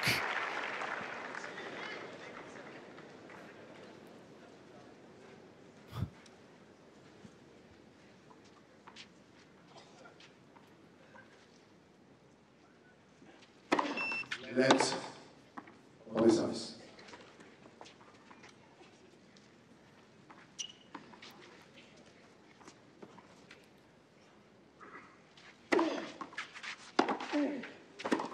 There we go. I mean, I know I just asked the question about best competitor, but it's games like that that puts him right up there, as in all those missed chances. So often in commentary I talk about the hangover effect. Hangover what hangover for Roger Federer? Misses those chances and then holds to love. Meanwhile, up above, the clouds are looking a little darker and a little more gloomy. The temperature has just suddenly nosedived off a cliff. It's got quite cold, having been pretty warm throughout this contest. So let's just hope that the rain stays away, because everyone really enjoying this absorbing quarter-final matchup.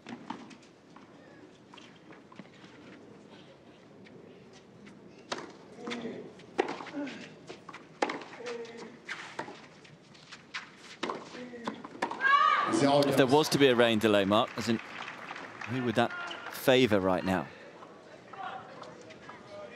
I think that Federer would probably benefit from that, to be able to just get back in, have a discussion with his team.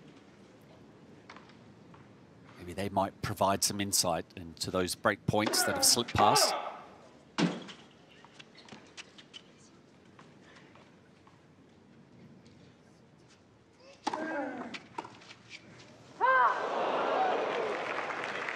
Gaza.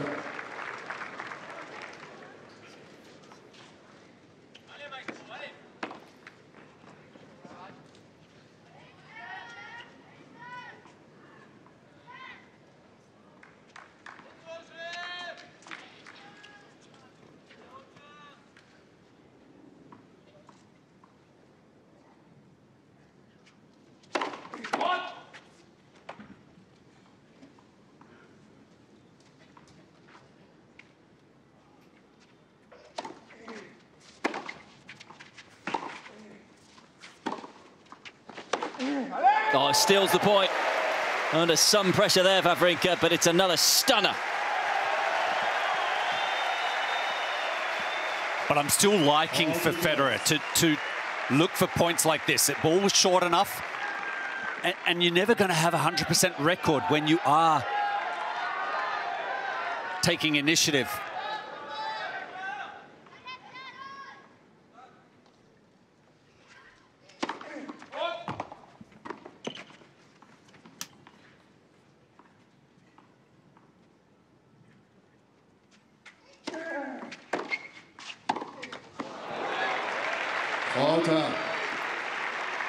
Federer doing a better job of absorbing the second serve. He had more around his waist. The ball back onto Stan quickly.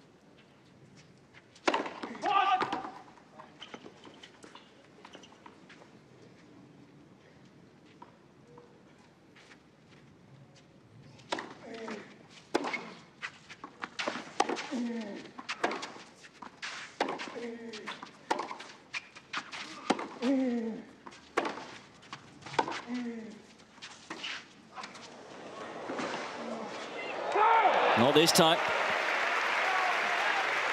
Federer has just decided that he wants to get inside the baseline a lot more. He's trying to get himself forward in almost every single point now. And he's doing so more often than not.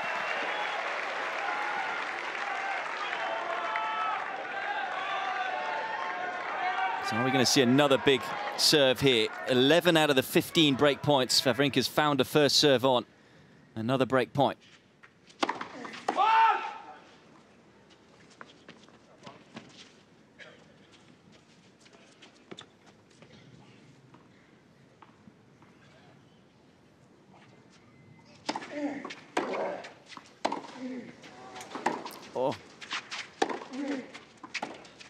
Oh, somehow Wawrinka survives, finds the length on the defense. Was there hesitation there by Roger?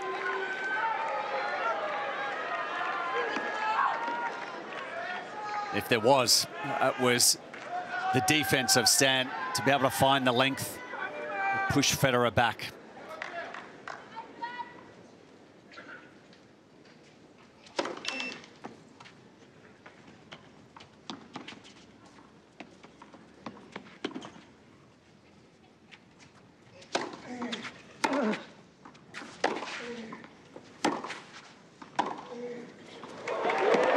Oh, that's just great tennis from Stanimal. And it's really typifies the nature that he has played this match. No real panic on the backhand. Didn't try to overplay it. It's just, look at that, nice and calm.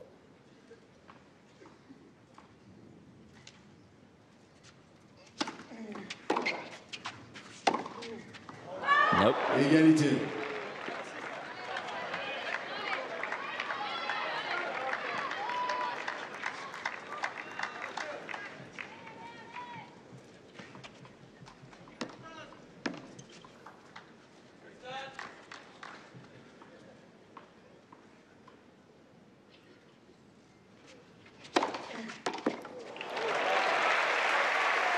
Avantage, Wawrinka.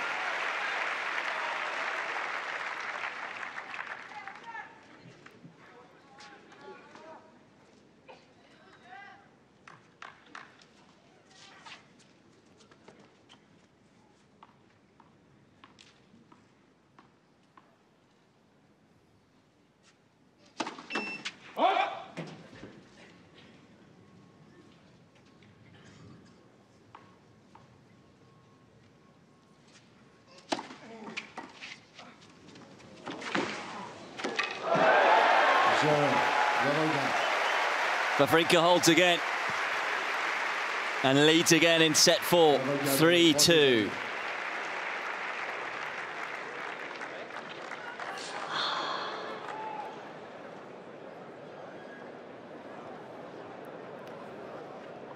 Again, there's enough zizz on that return. Ball moving, making it a little further, but the slight hesitation by Federer.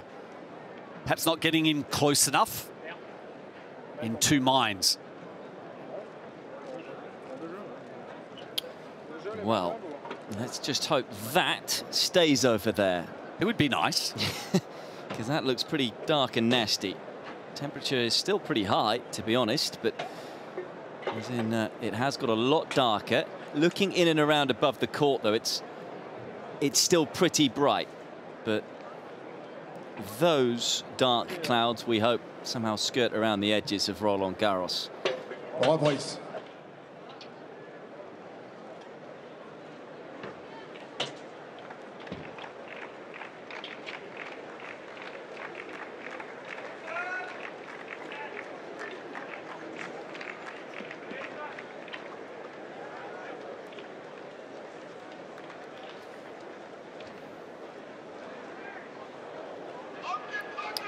Well, win or lose, it'll be very interesting to hear what Roger Federer has to say about the opportunities that he's not been able to take in this match. 1 from 16 on the break points as the dark clouds gather in the background. Forecast was for showers around 5 p.m. It is now 20 past 5 p.m. But as I say, I was here during qualifying, and almost every day they expected rain, and it never came. So let's just hope we somehow avoid it today.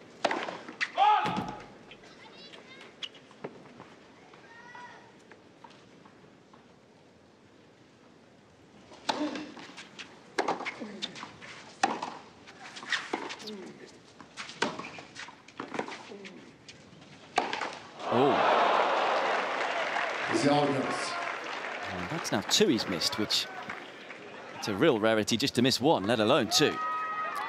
There's something wrong with the world.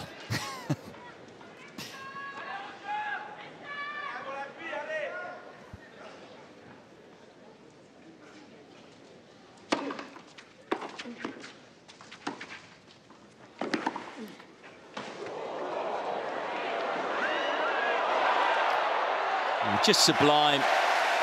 What he can do with a tennis ball, like no one else. Well, I think these two were brought up on these courts. I mean, that is just typifies what how a clay court point can be played.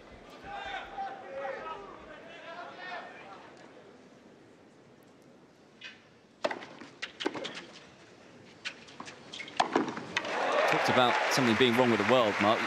With how dark it suddenly got, maybe it is Armageddon. Federer misses 2 smashes, and the world ends.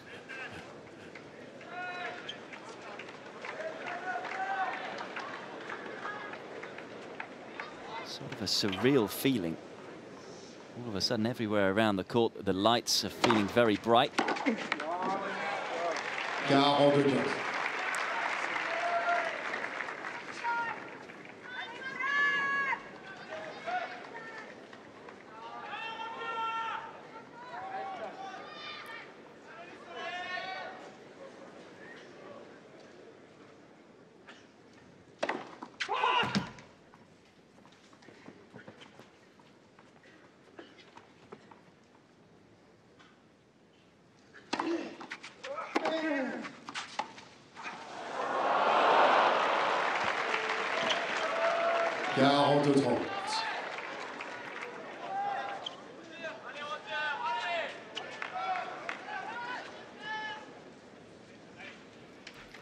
It's just unsettled movement the last few points. Obviously, with the weather, a few questions being asked.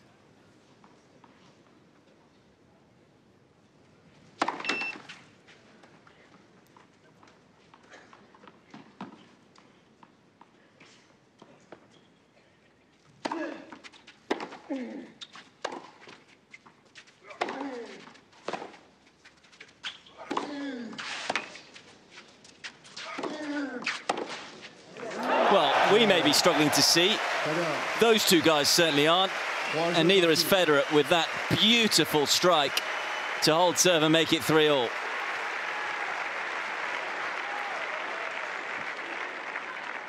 And then this was a heavy approach shot by Stan, but Federer gets it in the strike zone.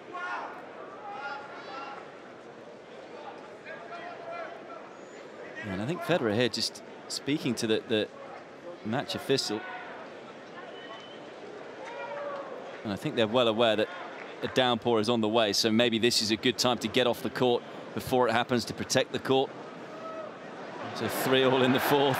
That's good to see. I mean, if they have to stop, it's not a bad time with the scoreline. Yeah, now just reading body language, I think Roger seems like maybe he would like to continue, and Stan is the one that's questioning. Mesdames, Messieurs, la partie est interrompue.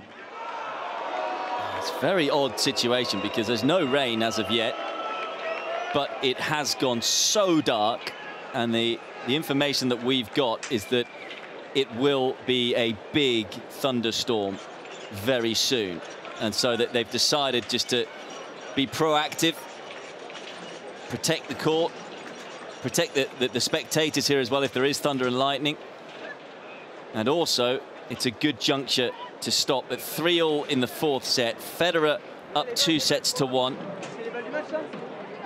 And well, if we needed any more drama with this encounter, we've just got it. Another twist with regards to this match that has meandered one way then the other. Play suspended. Let's just fingers crossed that if it is a mega downpour, it's a quick one, and we can get those two players back out on court, because it has been absolutely absorbing. It's been everything that everyone was expecting between these two great champions. But as you can see with the graphic on your screen, play has been suspended here on Longlen for now. Meanwhile, back on Suzanne Lenglen. As you can see, both players back out on the court. It's been a break for about an hour and 15 minutes. I'm having to talk over the top of the fans here, who have started to very much enjoy themselves. I know where they've spent that hour and 10 minutes. But we had all of about, well, it's about a 20-minute, 30-minute heavy downpour. But it wasn't too much of a delay. And the weather predictors were actually pretty right. Mark Woodford, who's alongside myself, Pete Hodges in the commentary box. It's been amazing how accurate they've been. Heavy? I would say that was torrential. That was coming down sideways. But how quickly they get the court ready. As soon as it stopped, the fans started to reappear, dry their seats off, because they don't want to miss the outcome of this match. And as you can see, the sun is now out as well, which is exactly what we want to see. When you look up to the skies, it's mostly clear. And let's just hope it stays dry for the rest of the evening, because everyone here on Longlen has really enjoyed what we have been witnessing for the first, what was it, over 3 hours of action between these two stars of the game. It was Federer who took the first set 7-6. He was the one who had a number of break points. I think it was 8 break points in total in that first set. Wasn't able to take any, and it went to a tiebreaker, but it was Federer who won it. Then Federer still had break point chances early in the second, but it was Wawrinka who broke. He then took the second set by 6-4, and then went up a break as well in the third set. And we thought at that point it was Federer who was on the ropes, but back came the 20-time Grand Slam champion, and he was able to take that set on the breaker. So it's Federer who's 2-1 up. Since then, Federer has had his chances again. He's been the one creating the break points in set 4, but Wawrinka has been saving those break points, and it is 3-all in the fourth set. And Federer, well, on the break points, has converted 1 out of 16. That's quite incredible, isn't it, Mark? It is, and you were asking before the break, the rain delay, who was it going to suit? I just feel like that may be the opportunity for Roger to get back in with his team and discuss what's actually transpired, what has happened. They don't have to really look, focus in other areas. I think specifically, what are you doing on those break points? What can we do better to make a difference? Because if he can clinch just a 1 service break, match is in his grasp. And he was the one who came out firing, no doubt about that, with regards to the start of the match. He did. I mean, he was seeing the ball. I think both of us were glowing about the quality of the returns coming off the face of the racket from Roger's end of the court. But, yeah, just wasn't able to break serve. They went toe-to-toe in that first set. Quality was at a premium from both these men. And I've really been wowed by Wawrinka, the ability, the sustenance that he has shown us in this match. Don't forget, 2 tough back-to-back matches heading into this matchup against Roger. And 3 hours in, he didn't really show us any signs of fatigue. As you can see, barely a seat to be had. That's the scoreline. Federer up 2-1, 3-all in the fourth. What do you do as a player in that sort of rain delay? Because you never quite know how long. As I say, everyone was actually pretty good at predicting that. We were told it probably about an hour delay. It ended up being about an hour and 10 minutes. But that's often not the case. So what do you do when you are told it's going to be an hour? Take us through it. Well, you've got to trust that information. You know, they would have transferred. Well, I don't know if they would have transferred back to the main locker room. We talk about there's a separate player area here underneath Longlen. So the players would have just, I'm sure, showered, changed, maybe get some food, sit down, just take some solitary moments with their coach and just try to figure out a game plan. Clearly in the back of their mind that maybe with about 15, 20 minutes to go, they want to start preparing mentally and then just go through a warm-up, get their body ready, awake again. So would they have been doing sort of stretching and warming up and jogging and in the last 10 minutes or so? I would think if it's maybe on the bike or maybe just on the treadmill, could be doing, there is a separate warm-up area, it could be just some footwork drills, just reaction. Maybe more so for Federer because he's the one that wants to be more proactive. Not just now, but in the match. He's trying to control the flow of the points. So just over an hour and 15 minutes. There you go, look at that, right on cue. That's been the delay. This match fascinatingly poised. It is Roger Federer who's up 2-1 on Stan Wawrinka. It's 3-all in the fourth set. Wawrinka to resume this encounter.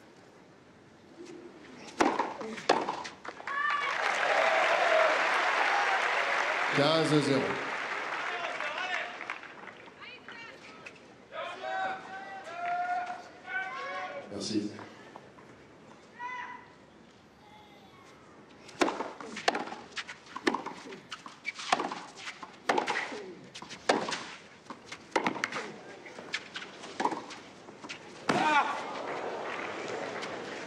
Well, these two continuing where they left off.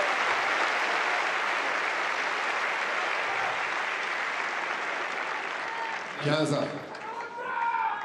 really has been a match that's meandered one way then the other. It's Federer who's had certainly more of the opportunities. Wawrinka, in the back of his mind, he will know, having been a break-up in the previous set, how different it could have been for him at this situation.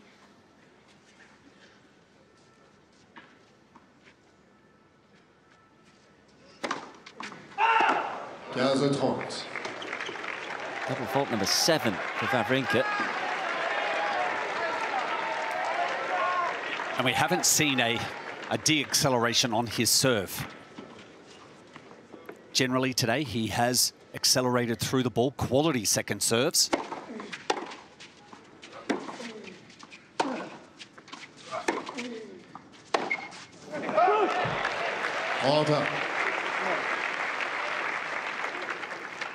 Federer just looking down at the court. A few times today, he's lost his footing.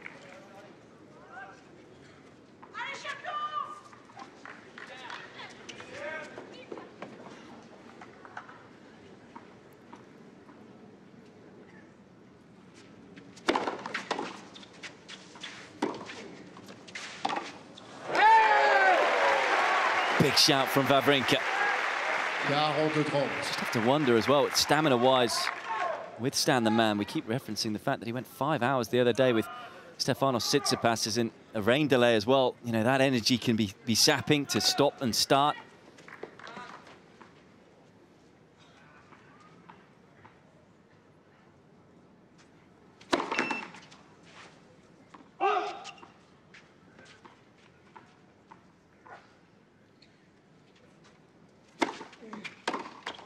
Important first game after the rain delay for Stan Wawrinka, who moves in front again. We're still on serve, fourth set, 4-3, 24th seed leads.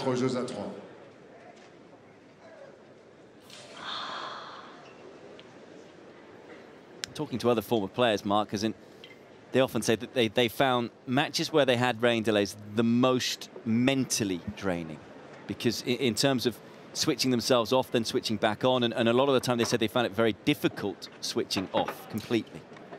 And it's, you know, your body, it's warm. You come off the court, if it is a lengthy delay, it warms down, it cools down. And then, you know, you want to rest, but then you've got to be ready to step onto the court. You've got to warm that body up again. And you've got to be able to switch your mind into going to be calm and to refocus on the tactics that you want to start off with.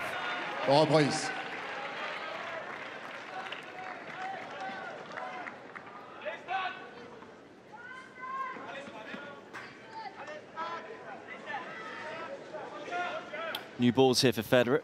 3-4, fourth set.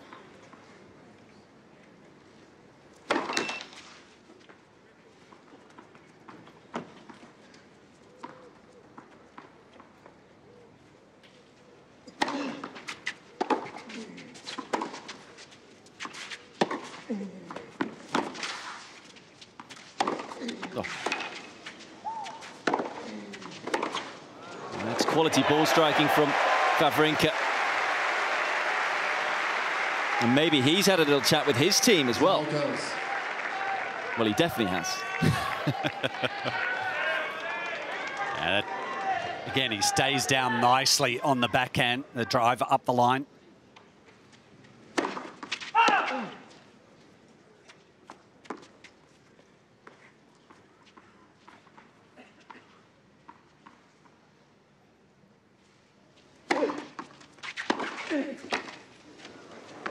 It's a lovely pickup. Wawrinka's really forced to go for an outright winner with this return. Because if that happens, and there's so much room for Federer to bunt the volley into.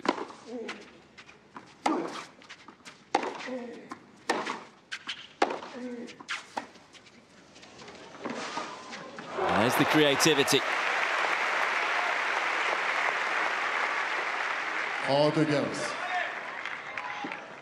So if you were Magnus Norman, what would you have said to Wawrinka?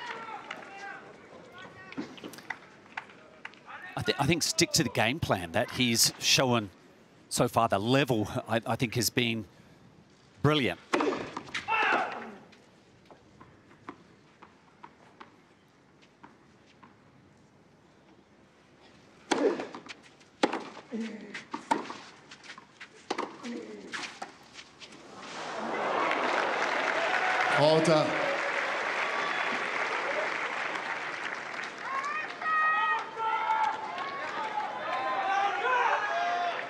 We've had a fair few big pressure points in this encounter. Here's another one.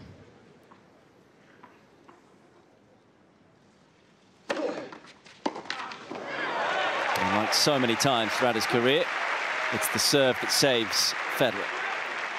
And it's a serve that he's utilised well in past matches against Stan. Today, he hasn't really been able to get that much juice off the court to exploit Wawrinka's chip forehand return.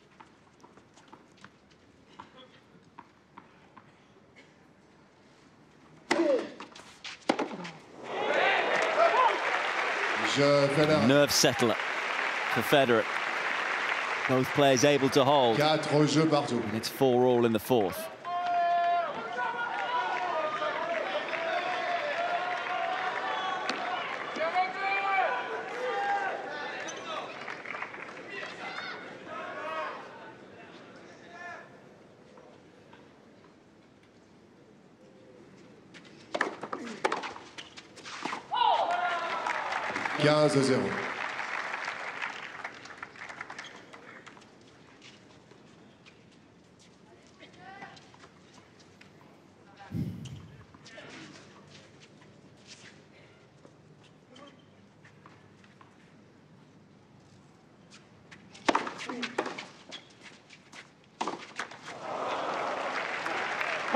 15-1.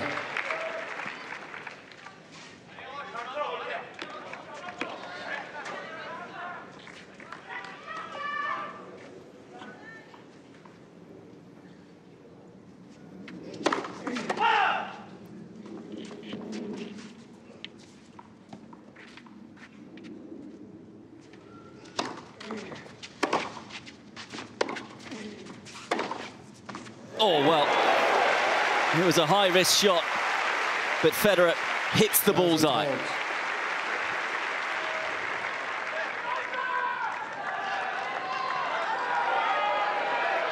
Going inside in, he left himself exposed here, the Swiss superstar, but found the line.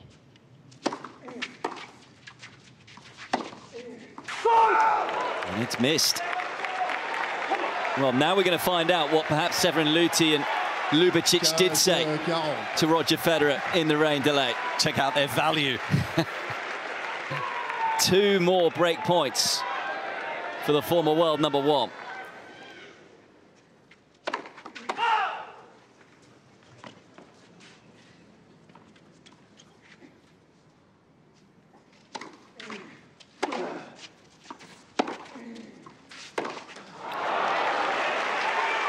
It's been incredible, hasn't it? Because every single break point, he's just lost his level.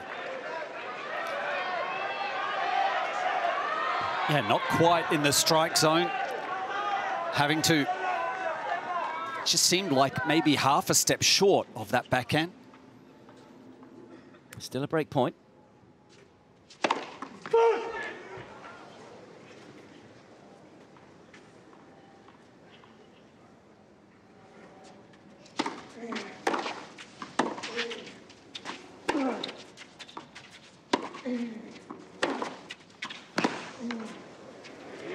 Finally, Federer wins a break point. And with it, in a few moments' time, he will serve for the match. The third seed, 5-4 up in the fourth.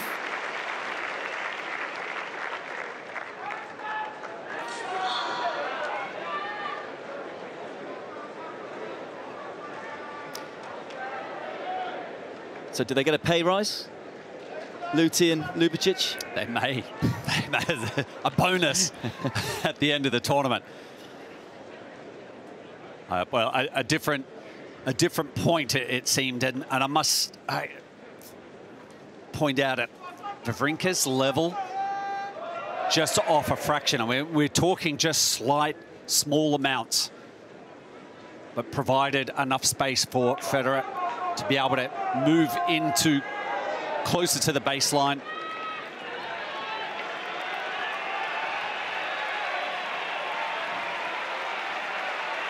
Now it's up to Wawrinka to see if he can engineer a break back.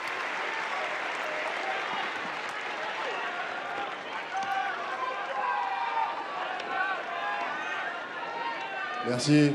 Serving for a place in the semi-final. S'il vous plaît.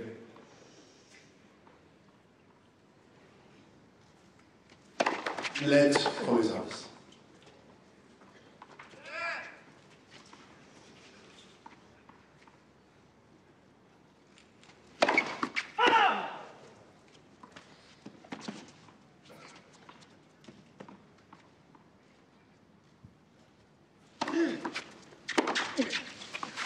Wow, a misjudgment. And even the greats can sometimes get it wrong.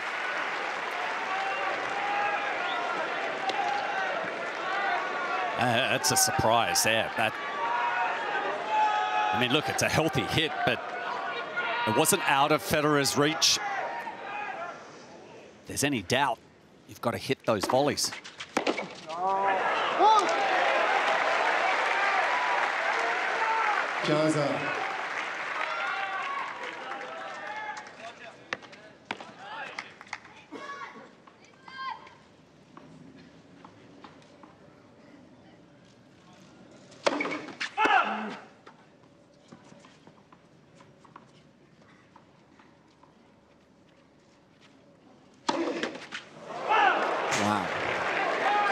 believe it? That's a first double fault. We've been playing for 3 hours and 30 minutes. Pressure can affect the best in the business.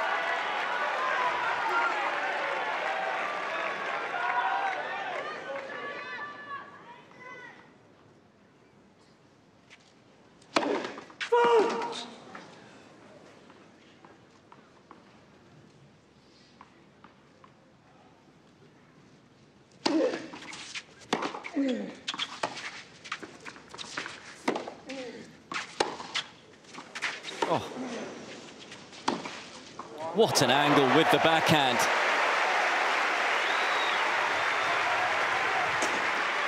Well, early in this match, we saw a backhand that Federer was able to extract. It's very similar.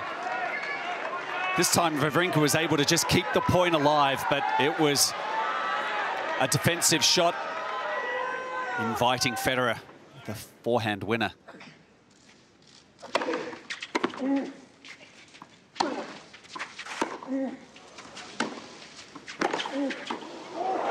Oh, superb. Just getting his body out of the way of the ball.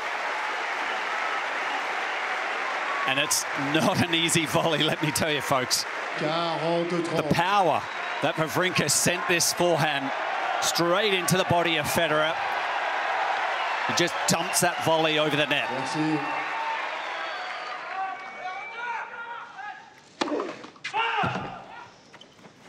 Match point.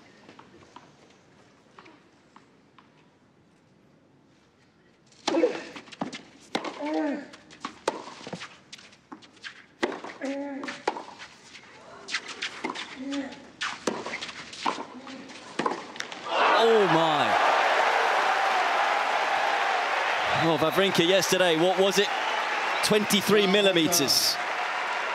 He found the line against Tsitsipas to win the match. Federer probably about 23 millimeters away from winning the match there. Trying to just get it back up the middle into the body of Wawrinka. Barely missing.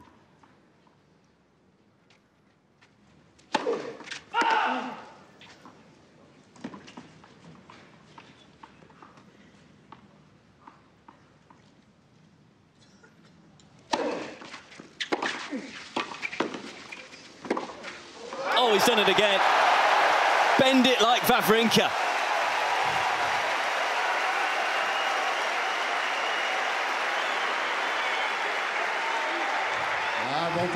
And a break point for Stan.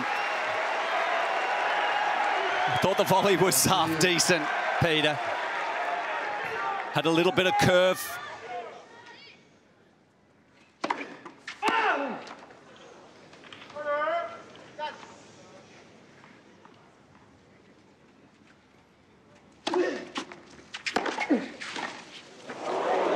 Oh, that's just, I mean, I'm almost lost for words what I've just seen there. It wasn't a pure strike there because Federer apologized straight away. Just for a moment there, I thought he meant to do that. I think he meant to play it, but he got a little lucky and it came off as well as it did. I suppose, though, fortune favors the brave with regards to second serve and volley.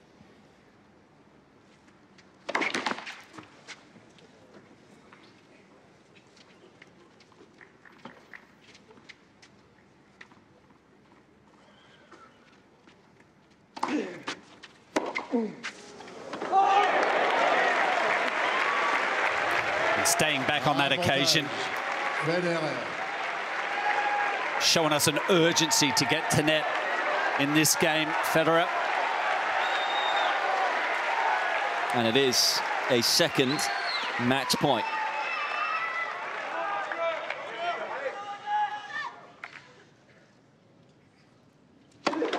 Let, premier service. Merci.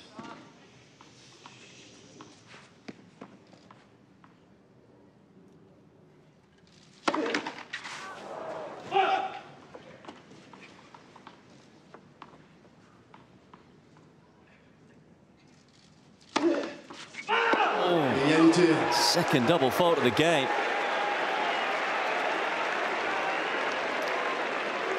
trying to just add a little bit of oomph onto that serve. And he doesn't really need it. If he can just get the heavy rotation, that provides ample time for him to get to net. Just seemingly lost his first serve percentage in this game, Federer. Finds it again there. And clinical at the front of the court again. Avantage, Federer. We've got the location right with the serve.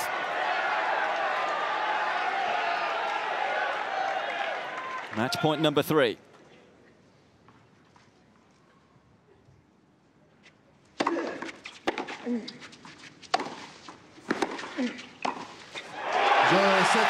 Rogers' revenge. 4 years ago on this court, in this round, Federer was beaten by his Davis Cup teammate. But in 2019, it is the 37-year-old who makes it through to his 8th semi-final here at Roland-Garros as he downs Wawrinka in 4 thrilling sets.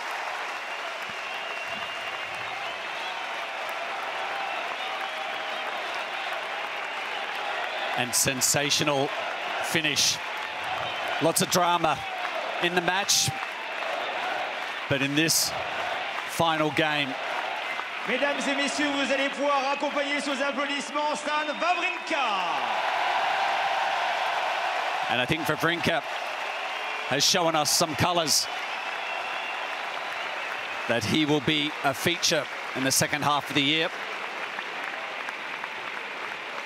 Mesdames et messieurs, nous allons retrouver dans quelques instants Roger Federer en compagnie de Cédric Pioline.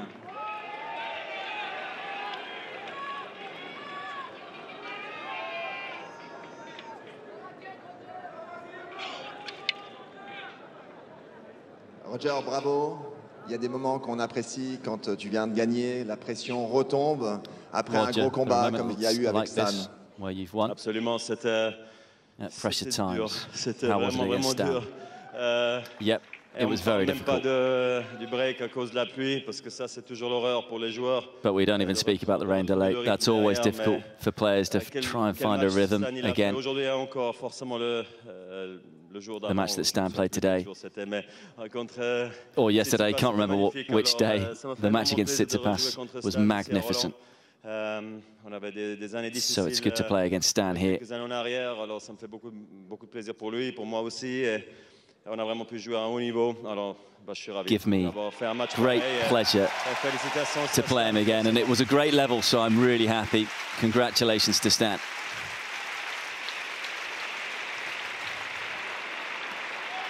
Comme tu viens de le dire, c'était dur. Le plan de jeu, c'était compliqué. Roger, you said it was difficult. Essayer de le faire bouger, de le faire venir. The rain delay was Vers le complicated. filet, tu as beaucoup fait de service volé. C'était l'idée de mixer énormément. You had to come up to the net. You had a lot of serving and volleys. You mixed it up a lot today. Yep, I don't really have a lot of choice when it's against Stan. He's very powerful. He's got great shots on clay, and I try and do everything that I can. It's always difficult.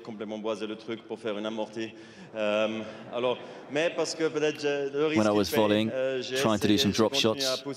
Même si j'ai raté presque tous les services dans le dernier jeu. Peut-être aussi un peu de chance à la fin, quand même un peu de réussite. Also had a little bit of a chance at the end. Finally, I was able to be successful, but that was Stan who made me play that way.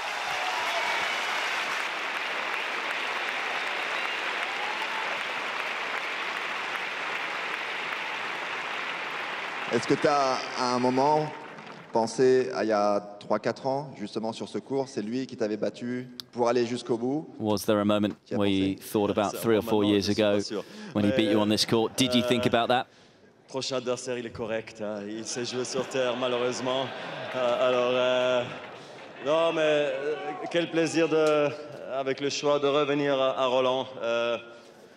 Si je suis revenu sur terre, it's just a great pleasure to be able to come back here to Roland-Garros.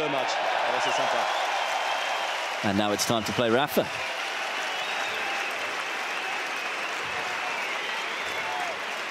Mesdames et messieurs, je voudrais que vous fassiez du bruit pour Roger Federer, qualifié. Make some noise for Roger Federer. And once again, just defying the odds at 37 years of age. Turns 38 in August, Roger Federer, as he reaches yet another semi-final. It's his 44th Grand Slam semi-final. It will be Roger versus Rafa in the semi-final.